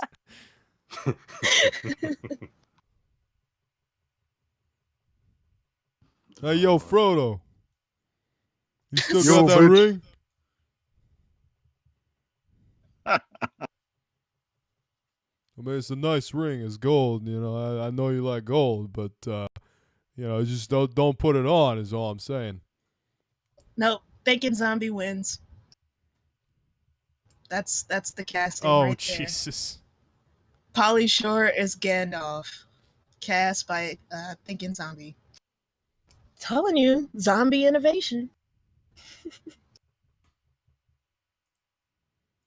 Who's Pauly Shore?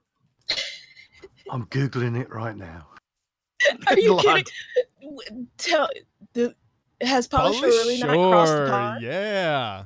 Or was it just like he crossed the pond, but only when he was relevant? Frodo, the Frodemeister. Rat Bastard, G-Mux? Is it true he didn't cross the pond? Oh, yeah, Biodome. I remember that. Wow. Oh, Polly, you poor thing. He is an acquired taste, and if you He didn't really like, if you didn't grow up with it in the '90s, you never acquired it. Yeah, I I guess grew so. up with it in the 90s and I never acquired it. Well, you're just lying to yourself because everybody did. No, that guy. I hate that guy. Some people really did just hate Polly Shore back then. Yeah, there's so I much did to not hate. mind him. There's so much to hate. No, he's not ringing any bells here. The problem was just like other characters that only had, or other actors that only had like one shtick. He played himself in every role that he was ever in. Yeah, he only had one speed. And if you didn't like that speed, then you weren't gonna like Polly Shore. I mean, that was his shtick. It was the same in Encino Man, Biodome, that one where he goes to meet an Amish family or something. I don't, or like in the army now. Oh, roughly the same movie, yeah. Encino Man, I remember that. Yeah. No, don't like him. Yeah. Amish. Sorry, Amish. Let's put them in charge. Will it be the ones that still use cell phones? Because I've seen some that have cell phones, and if it's them that are accepting of technology, then yes. I think it's going to be the ones that use cell phones and airplanes and internet and that kind of stuff, as well as, you know, cart horses and that kind of crap. Oh yeah, sure, I'm down. Oh yeah, I'm totally fine with that. I would be supremely comfortable living in that society. No way, because women can't wear pants. We have to wear those stupid dresses, and we have to sew all Change our those clothes rules. ourselves. Hang on, I'm a Scotsman. I wear a dress. We'll balance it out. Whoever wants to wear a dress can wear a dress. Whoever wants to wear pants can wear pants. I'm sure they could agree to some compromises since it's an entire society. I disagree because they're already compromising on the electronics. Don't push your luck. Hey, they did that on their own before they took over. That's what you think. That's what you know. I don't know where I'm going with this. Actually, you might be right questioning that, because they might have needed to delve into some electronics so they could continue their way of life. Like, it might be absolutely necessary for them to have phones at this point, and there's no getting around it. Yeah, I'm not so cool on the beardage.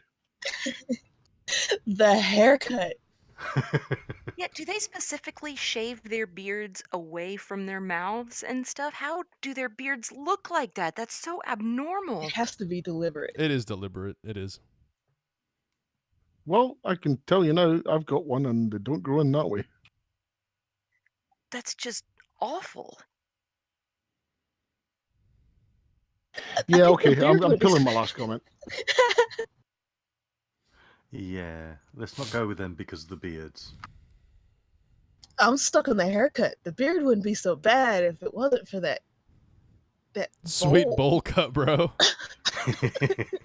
For the first time I saw it, I thought they were wearing some sort of beanie or something. Then I was like, oh god, no, that's their hair. They don't wear that kind of headpiece. Yeah, I'm going to Jeez. roll back to the half-pissed Irish guy. We should, yeah, that was a good one. We should just stick with the original idea. He was a happy, nice, touchy-feely sort of, yeah, I can go with it. Not touchy-feely in the way the Conservative Party are.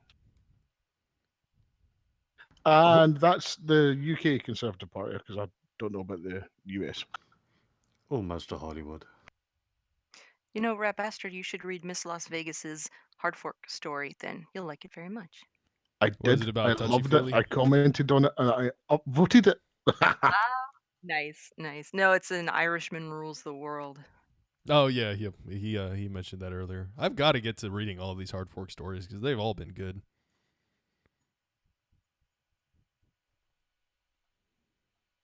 Uni asked, it's Miss Vegas. Miss Las Vegas, Miss Las Vegas. who has lived all over the world, but she's originally Irish, I believe. Well, she speaks with an Irish accent, anyways. Just do a search on Hard Fork. You'll get them all. I suspect it's an affectation, just like G-Mux's British accent. It's not a Oh, British shut up, accent. you. Love you, Mux. Yeah. I do. I wouldn't pick on you if I didn't like you.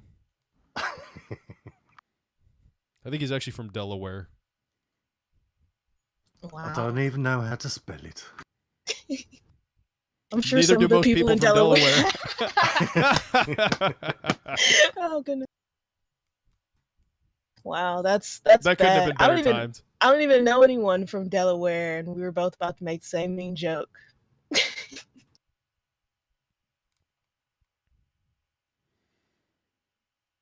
Well, it looks like Uni's going to hop Hi, off here and go to Uni. Bye, right, so Uni. bye. Bye, Uni. Where are the Hi, heavy hitters? everyone. Oh, hey. Where are the big girls tonight? Rhonda and Bex and Jessica and all that stuff. I know that Jessica is busy remodeling her house, and she's basically just committed to doing it over the period of the holidays. So, like, for the next, month and a half, she's just going to knock it all out and then come back in. I don't know where Rhonda is, actually, and I don't know where Bex are either. I think she's busy with puppies. Aw, puppies. I think more vaccinations and stuff. Yeah, which makes sense, because she's got a ton of them over there. Actually, how many new dogs does she have in now? Did she get a whole bunch of them recently? I think that was only 3 or 4, but on top of all the others. Yeah, right. You know, when I first read Rhonda's stories, the Glory series, I didn't know she had a real raccoon. That was so cool when I found out she had a real raccoon. I want a raccoon. Well, you might want to ask Rhonda about that, because she might change your mind about it. Yeah, that raccoon kind of just claimed her. Basically, the raccoon befriended the dogs first, and then sort of just moved into the house, and at one point took a blanket from another cage and set it up in its own cage and decided this is my spot now. Aww. But it's still a wild raccoon. See, that's cool. Then you don't have to worry really about feeding it or anything. It just does its own thing, and you can just say, "Hi, raccoon," and you have a raccoon living in your house. How cool is that? Until it eats the walls. Or until Yes. it decides that it's angry with you because it's still a raccoon. Like, you never know if it's going to do a wild animal thing and be like, ah! So. Which I believe has happened a couple of times. It hasn't been anything serious, but I know... Yeah, but the raccoon never knows when Rhonda's going to go wild animal either. Right. That's true. That's a fair point. I mean, she has that standing and experience because she takes care of all those animals. So, the raccoon probably respects her a little bit more. Also, I think she saved it as like a baby or something. And so it probably just decided, I'm going to live with you. I theorize raccoons are trying to domesticate themselves, that they meet out in the woods and have conversations about how to go about domesticating themselves, just like dogs did.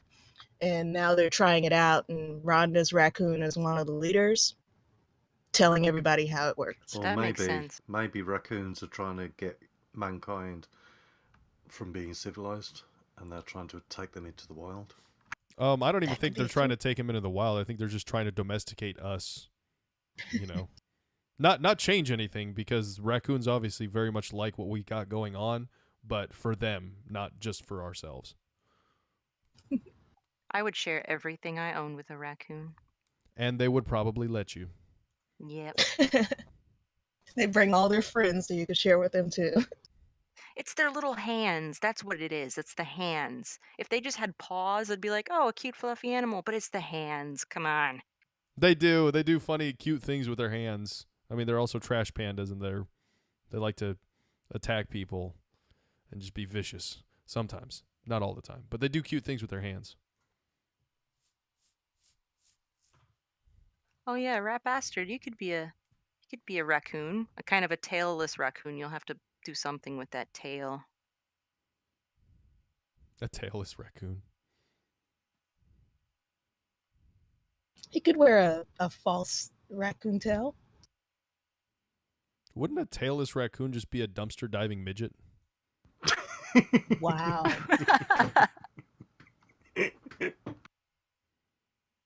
Oh, we've reached a new low. Actually, you think that's bad? My torch professor, I don't know what his fixation is with midgets, but like apparently midgets are the sole cause of everything wrong in the world. So anytime we have a hypothetical, it's always something to do with midgets. He must have had a bad experience. Yeah, or something, or maybe midgets were wandering the halls of Faulkner before I came here, because he always talks about, hypotheticals where there's like a midget standing behind the door and somebody opens the door and the midget gets injured and then the midget sues. Well, I can sympathise with the midget because, like, when you were going through the hypotheticals in the moderation channel, I was always the guinea pig. I was getting the blame for saying awful things about your writing. Don't you? Well, yeah, but that's besides the point. When art imitates life. Yeah. All right, so now that we've sufficiently delved into, I don't even know what to call the last 30 minutes. What else? What else do we got going on? What about those words, eh? Yeah, how about them words and the punctuation marks and stuff? Paragraphs, get your paragraphs here, fresh off the press. Nobody. I think we've killed the show. I think we've finally done it. There's no saving it now. The balloon has finally run out of air. Oh, Jesus. Well, I mean, did you guys have anything else that you want to say? Well, apparently Rat Bastard wants me to say a camembert. Was it everything you hoped for, Rat Bastard? Right. And by the way, why are you not talking anymore? How do you attract a bear with cheese? Camembert. Ah, dear. I Oh, love that. goodness.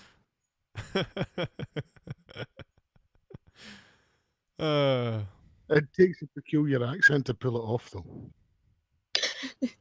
And Moxie has it. Oh, I'll Thank give you you. points for that one. That was a good one. That was good. All right. Well, is there anything else anybody else wanted to mention? Anything else coming up? Any ideas people have for different writing projects? This is still a show about writing, right? I've been thinking about an Oh, idea I'd like to make think into a so. game. Ooh, do tell.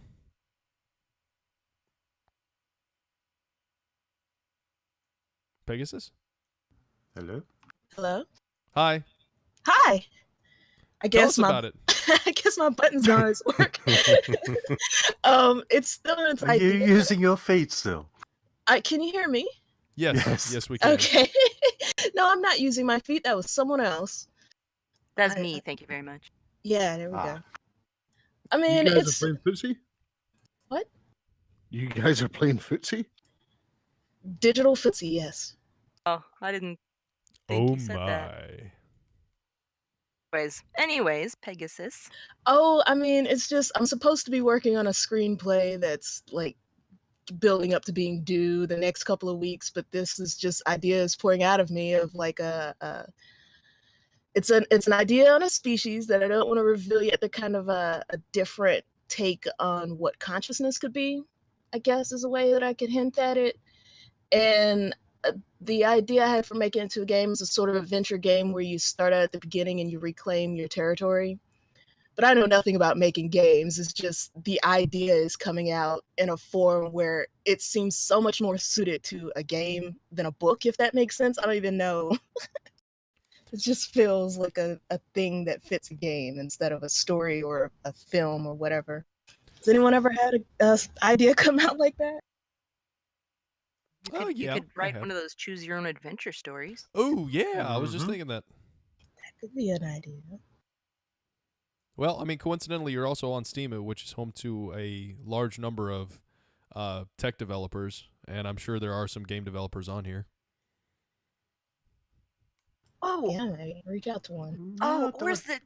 There's that thing that Papa Pepper does. The I don't know, the apocalypse Yeah, yeah, game. yeah. You could do something like that, where every week you give people a certain set of options, and then depending on what options they choose, they go to that place in the story. It's confusing, and I'm sure it's really hard to put together, but it's been done. I'll have to look at. You said it's called the Apocalypse game. Steam Apocalypse. Okay, Yes. I'll look it up and see what it's doing.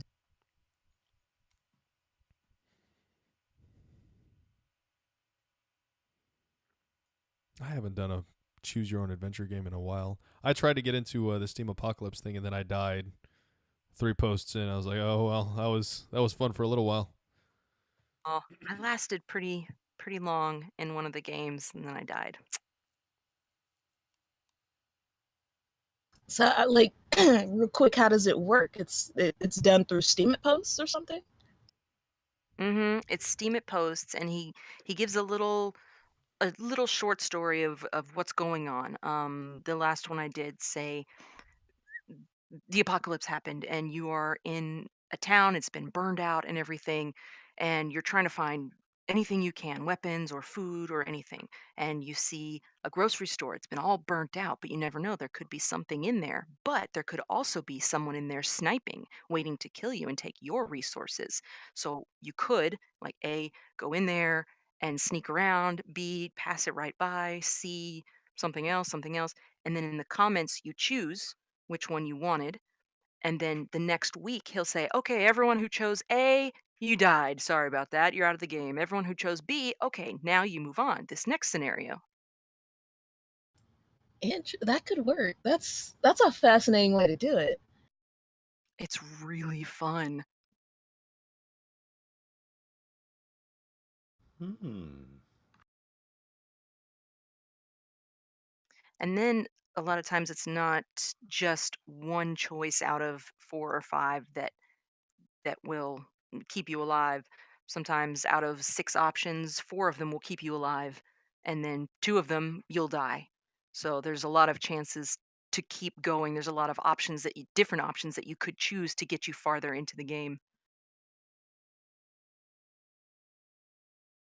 I like that because it eliminates any of the confusion that you get in the comments. It's just you pick an option and then it does he write like how the option played out or anything?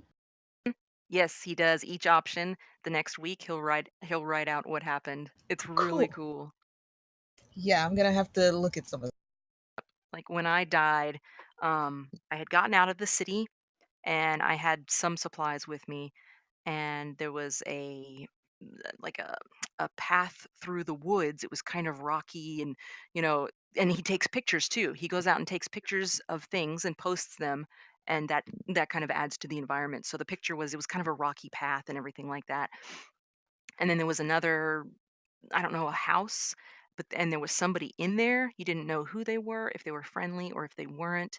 And then, or you could go back into the city and see about doing things. So I chose going back into the city. And that next week it says, all those who chose to go back into the city, you sneak around the outskirts of the rubble, and then pop pop, two shots from a sniper up in the neighboring building, and you've died. Something along those lines. It was really cool. Oh, wow. That's pretty creative. It's a neat thing. It really was a lot of fun. I just wish I had lasted a little bit longer.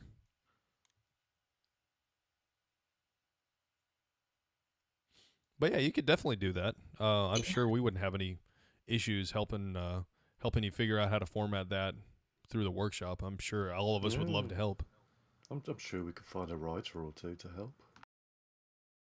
Yeah, I guess I'll do up a little summary of what I've got going so far. Maybe I'll throw it in. I don't even know. I wouldn't even know which workshop. I guess the screenwriting workshop. There's not a lot happening there right now. Everybody's working on their hard fork stuff. That's such a good idea. It's Steamit's first choose your own adventure novel. I could do something like that. For That'd be adults, not just for young kids anymore. fun. I mean, even those kid ones were kind of scary. They were. There was there were some I love sci-fi ones that I those. really enjoyed. I enjoyed the hell out of them. Yeah, me too. Who was the author? Was it someone Livingston or something like that? RL, you talking about of the Goosebumps books? No, Oh. the choose your own adventure books. There didn't- were a few. Yeah, I didn't know it was just one. I know Goosebumps was R.L. Stein, but I don't remember the names and authors of the other ones just because Goosebumps was so predominant in my time and location. Someone else might, though. I bet sure Ron would know. I'm sure someone will consult the almighty web. Right. I remember they made yeah, one. Steve Jackson and Ian Livingstone. That's the ones I used to read. The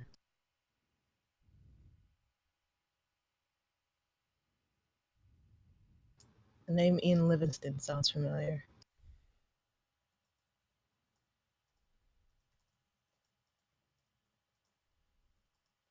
Do you remember, or does anyone remember when they made some of the Goosebumps stories into like a TV show? Oh I guess it was yes. a TV show. There were some of those episodes were like beyond creepy.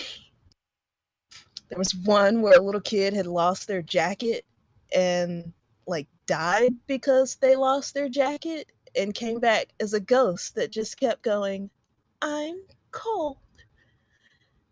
And that's echoed in my memory ever since. That's cool. There were some really, really good, some very, very well written Goosebumps stories. I enjoyed the heck out of them when I was a kid. And some of them were very scary. Some of them were sort of like kind of off kilter, just sort of like weird stuff. But there were some genuinely scary ones. Yeah, there are a few that I remember to this day that just scared the pants off of me. For weeks I was scared. I wish I'd kept those books. I bet they'd be worth something these days. I wish I could still be scared by stuff like that, you know? Yeah. Yeah, me too. Me too. It's not so simple anymore. I know. I think nothing really scares me. I think the only time I get any kind of enjoyment from horror stuff at this point is if it's like suspense. Like, oh no, is he gonna make it? Is he gonna make it? Oh, he just made it in time. That's about all I get from any scary stuff because jump scares don't work. Psychological stuff is good though. Rarely. I'll tell you something that terrified me, absolutely terrified me. Well, two things, movie-wise. The Fourth Kind, I don't know what it is, but I have a very, very deep, disturbing fear of malevolent aliens. I don't know what it is. Some people have zombies. I have aliens. But the other one that really, really scared the crap out of me was a movie that came out recently called Life. It had Jake Gyllenhaal in it, Robert Reynolds, and a couple of other people. That was a scary movie? That was fucking terrifying. Was Didn't it see it. was it billed as a horror movie? It was billed as a suspense, and once I was in there, I quickly realized exactly what it is I was watching, and there were some scenes that were just truly Oh, disturbing, like that made me yeah, want to retch. I And the remember that. funny part was there wasn't even very much gore at all. There was hardly any gore. There was some parts where there was some blood in it, but by and large, there really wasn't a whole lot of gore at all. It was very, very just. There was a lot of suspense, but it was like a creature-based suspense. So you had a monster, and that monster was fucking scary.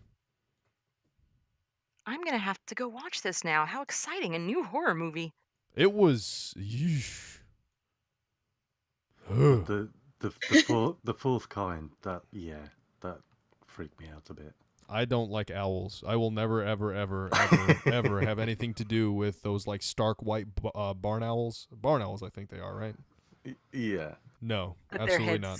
spin all the way around. No, it doesn't even Owls are matter about that. fantastic.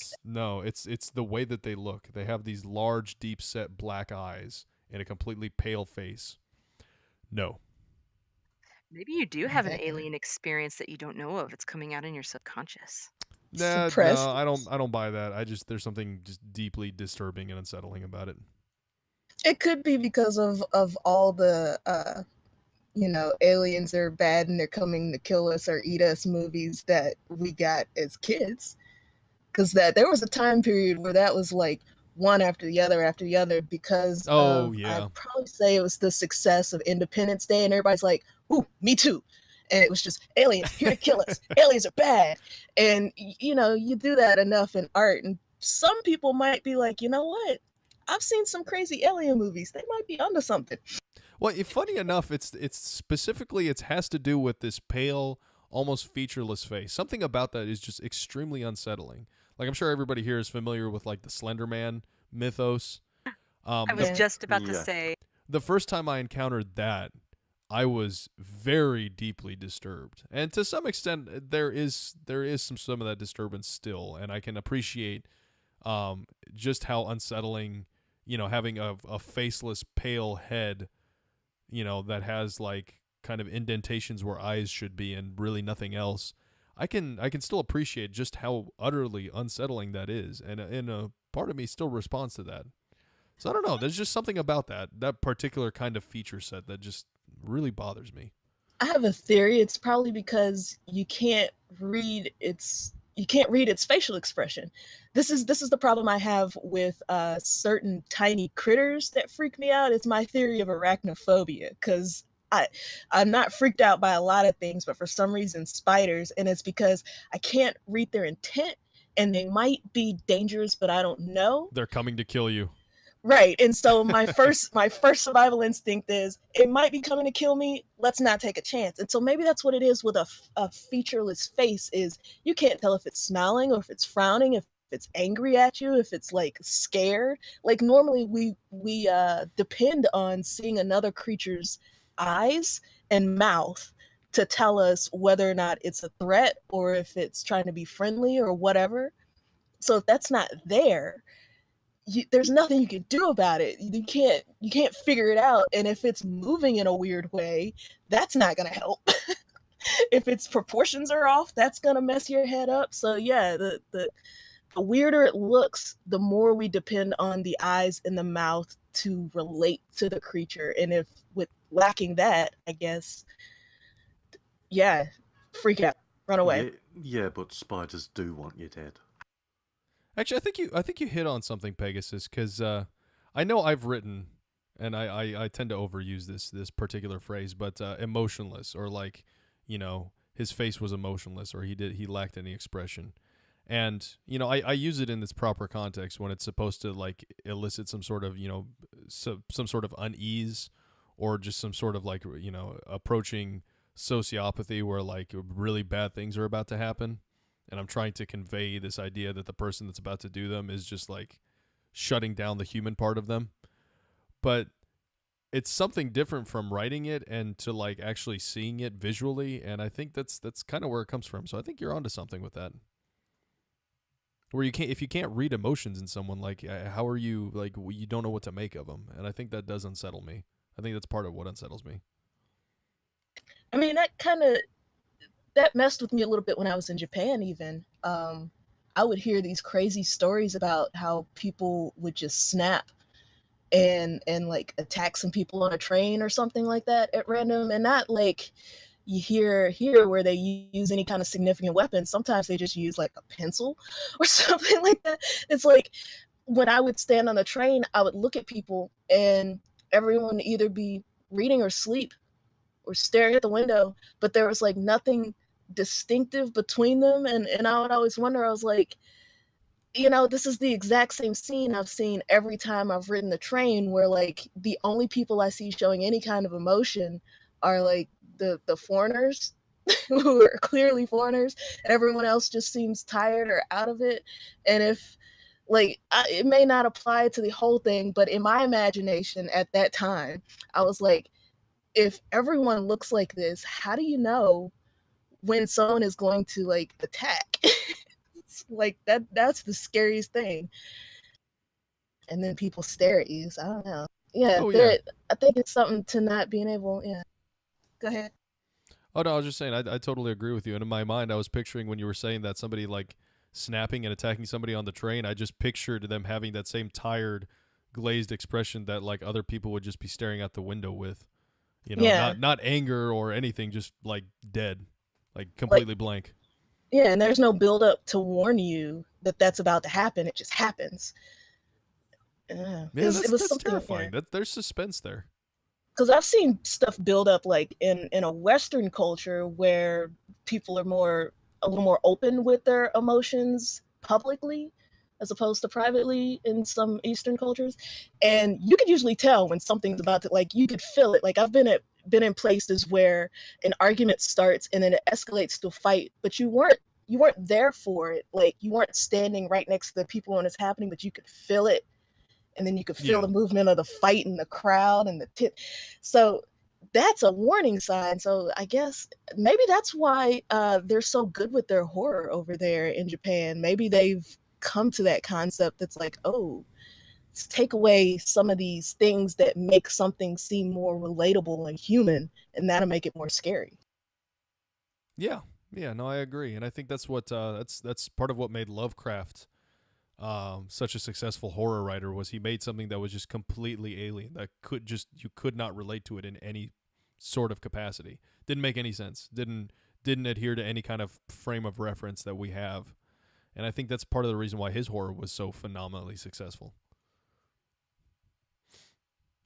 Yeah, it seemed like a fever dream or something. Yeah, yeah. Now, if only I could write that good. Oh man, right? Well, I'll get there one day. Horror is not really my strength, but I don't know. I would like to do more in that particular genre.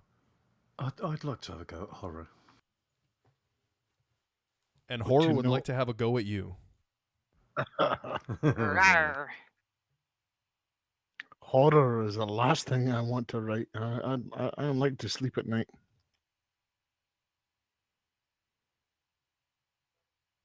I want to be able to write something that gives me chills because not a lot of stuff does nowadays.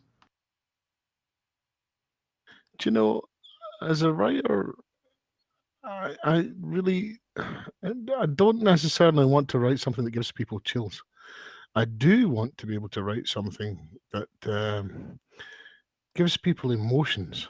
You know, makes somebody laugh or cry or that provokes a reaction from them. I've always liked the writings that make people sort of question their own position, where they'll take a certain societal element, like sci-fi does it well, where they'll take something and instead of it being about, an issue about race, it's an issue about this alien species versus this alien species, and it's an exact parallel, but in the frame of this alien species, it's almost taken the personal out of it, and some people who normally wouldn't have thought about something a certain way now do. I love writing that does that. Yeah, like they all look the same to me. I like writing that evokes writing that I can picture in my mind that I can watch as a movie as I'm reading it. That's my favorite kind of writing. Yeah, but then again, I think the most evocative writing I've ever read is the ones where I just fall in love with the voice. You know, there's a voice in your head when you read Oh yes, something yes, that yes. you love. Uh, that's that's that's genius.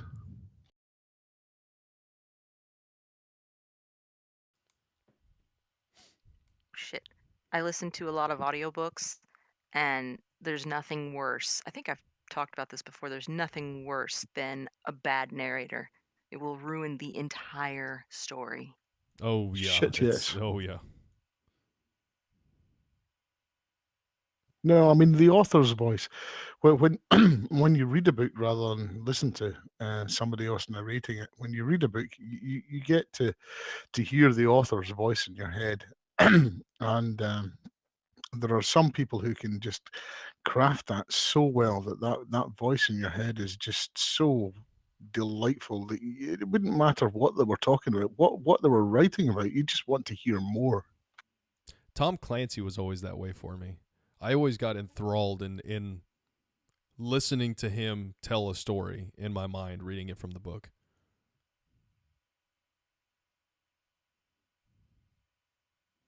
I don't know who's what are you guys' favorite authors? Trying to think of an author that wouldn't be a screenwriter. Well, I mean, we all have Well, our different genres, so I mean, Right. don't feel restricted. I mean, I'd have to say Mel Brooks. If there was anybody who I would drop everything to see whatever they made, no matter even if the trailer came out and it looked like trash, because Mel Brooks made it, I'm there.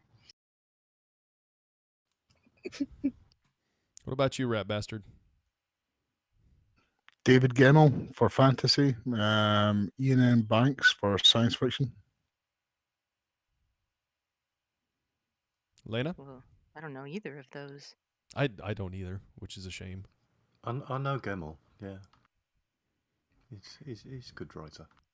I've always been enamored with Stephen King's writing, and I know someone, was it Negativer, was like, Stephen King, no, the other day. I remember that. But I I think love that his might be writing. me actually. Oh, really? I love his writing. It's so descriptive and so involved. Yeah, he turns a perfectly good 200-page novel into an 800-page slog. Oh, but see, that's what I like about it. And yet, in his book, The Art of Writing or whatever it was, he says brevity is key. Maybe he means brevity and like ideas and what you reveal to the audience. I don't know because his stories are exceptionally long. Yeah, there's no brevity. No, I not even think a he little bit. just means brevity in anybody else but Stephen King. That's right. That's right. Yeah, do as I say, not as I do. Maybe he's trying to corner the market on like long-winded fiction. And can you imagine approaching a publisher with the idea behind it? You know, here we've got a space alien living down, a sewer, who's actually a spider dressed up as a clown that preys on. I mean, really, how do you pitch that? Wait, what? It's a spider dressed up as a what? Well, he wasn't a spider. The clown was just one form. The spider was closer to its true form, but it wasn't the actual true form of it. It's never described what the Now true you're form. buying it. Now you're buying I into see. Stephen King. I think I Yeah. suppressed this movie. I don't. Oh my god, I love that book. If anybody else was to pitch that, a publisher or an agent, they would turn around and look at you and call in the white coats. I will give Stephen Yeah. King this. He is a prolific writer. He has written an unimaginable amount of work. This is true. You know, So is Kuntz. right? Yeah, Dean Koontz. Was it King that did Cujo? Yes. Yes. Yes. I think that was the only one of his that I really liked. But Kuntz has sold all over the world. I mean, this guy's sold 500 million books. Can you imagine? I mean, I just couldn't even imagine. I can definitely imagine. I have a very active imagination. I can imagine what I would do with all that money. I like Michael Crichton for science fiction personally. Crichton's great. Oh Yeah, yeah, absolutely. He's Some good easily ideas. one of my favorite authors ever. See, now I thought he was too descriptive. I got bored with his writing. And you didn't get bored with King? No. God. Well, I mean, to each their own, I guess. You know who else I really got bored with was John Grisham, that a lot of people love, but I couldn't do it. I've tried to read John Grisham, and I have difficulty with it. I'll be honest with you. Oh yeah, because his is a lot of law stuff. I know, and this is coming from somebody who is actively seeking to become a lawyer, but like John Grisham is not. That's not like a one of those books that you read right before bed, just as a oh, I'll just read a little bit here and there. No, or at least it wasn't that way for me. It wasn't easy to get into. Then again, it's been a while since I've read John Grisham, so maybe I should go back. Bag of Bones. What's that one about? Bones in a bag. I suspect. Have any of you guys had a chance to read Michael Moorcock? Oh yes, the Eternal Hero. Yes, I'm finally somebody knows. My God, I love that series of books. Pawn of Chaos is like one of my favorite books and collection of stories ever. I have been reading science fiction and fantasy since I was like below 10. His was I like the way he didn't just span generations, he spanned lifetimes. Yes, lifetimes and dimensions. It's incredible. I've toyed with that sort of idea, and I've never ever approached it in a way that I really was ever comfortable with, but he nailed it. I thoroughly enjoyed reading how all of the stories he wrote connected together and how they were all just shades of the same characters. I don't think anybody's actually done that since. I can't think of anybody who's no, I can't think of anybody who's pulled that off. So if I wanted to read one of his books that's not too sci-fi spacey, what would be a good one? Moorcock's not sci-fi spacey. Oh, Moorcock's more fantasy orientated. It has to be said, I reckon the guy was well out of his face on LSD when he wrote it. It very well may have been. And yet, I mean, it's a really cognizant piece. It's his Eternal Hero that spans time, then just keeps getting respawned, as it were, or regenerated, reborn over the next generation, and it's a really nice idea.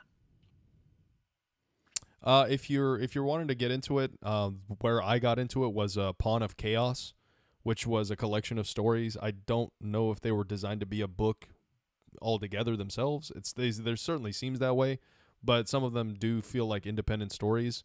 However, Pawn of Chaos is an excellent book. So if you can find that on Amazon or something, I highly recommend getting that. awesome. I'll look that up. Do you know, it's really odd. I've taken the dog outside. I'm now back up the stairs and in the study, and I can still smell a bugger.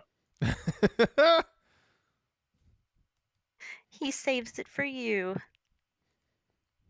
That's right. You take him outside and he doesn't do anything. He waits for you to get back inside the house. They're gifts. God. Sure they are. One of mine sleeps under the covers. He loves sleeping under the covers, burrowing. Oh my God. When he farts, it's horrible. It just like, ugh, it just accumulates under there. It's terrible. Dog farts are horrendous. I don't know what goes on in there, but they're terrible. My dog's Cat the same way, farts especially are when she's. too. Oh yeah, cat farts are awful. And they never make noise. The cat just walks by you and just whoa. Oh my God. At least with a dog, sometimes you get a warning. No, not my dog. When she's asleep, she'll sleep on the couch next to, me and my daughter when we're sitting and we're watching TV, and you just smell it. It just all of a sudden you'll smell it and just oh God, it's so bad. Doesn't move an inch, doesn't flinch, nothing. Sleeps right on through. Well, we're coming up on 2 hours and 15 minutes, so I mean, if y'all don't mind, I think we could call it here. Is there anything else you guys wanted to mention? No, I'm happy to call it. Yeah, we can call it. Yeah, I think we got to the end. We did. We ran the race. I'm so glad that the last item on the agenda was dog farts. It's real life, I man. It's know. real life. It's real life. Ends on a happy note. It sure does. Yes, I'm gonna go prepare food now. Speaking of which, I am getting kind of hungry. Unfortunately, John Knight is no longer here. He bowed out, but it was a pleasure to have him here and talk about Armistice Inc. and going through the critique process. So I'm very glad we got a chance to do that. But we will be here next week, Tuesday at 5 p.m. Central Standard Time, and we'll usually run an hour to 2 hours. So join us again on Tuesdays, and we'll see you then. Until then, keep writing, and pants are, as always, optional. You have a wonderful night. Bye, everyone. Bye. Bye. Oh, crap. At this point, I've just realised you're recording this shit, aren't you? Yeah. Good night, everybody.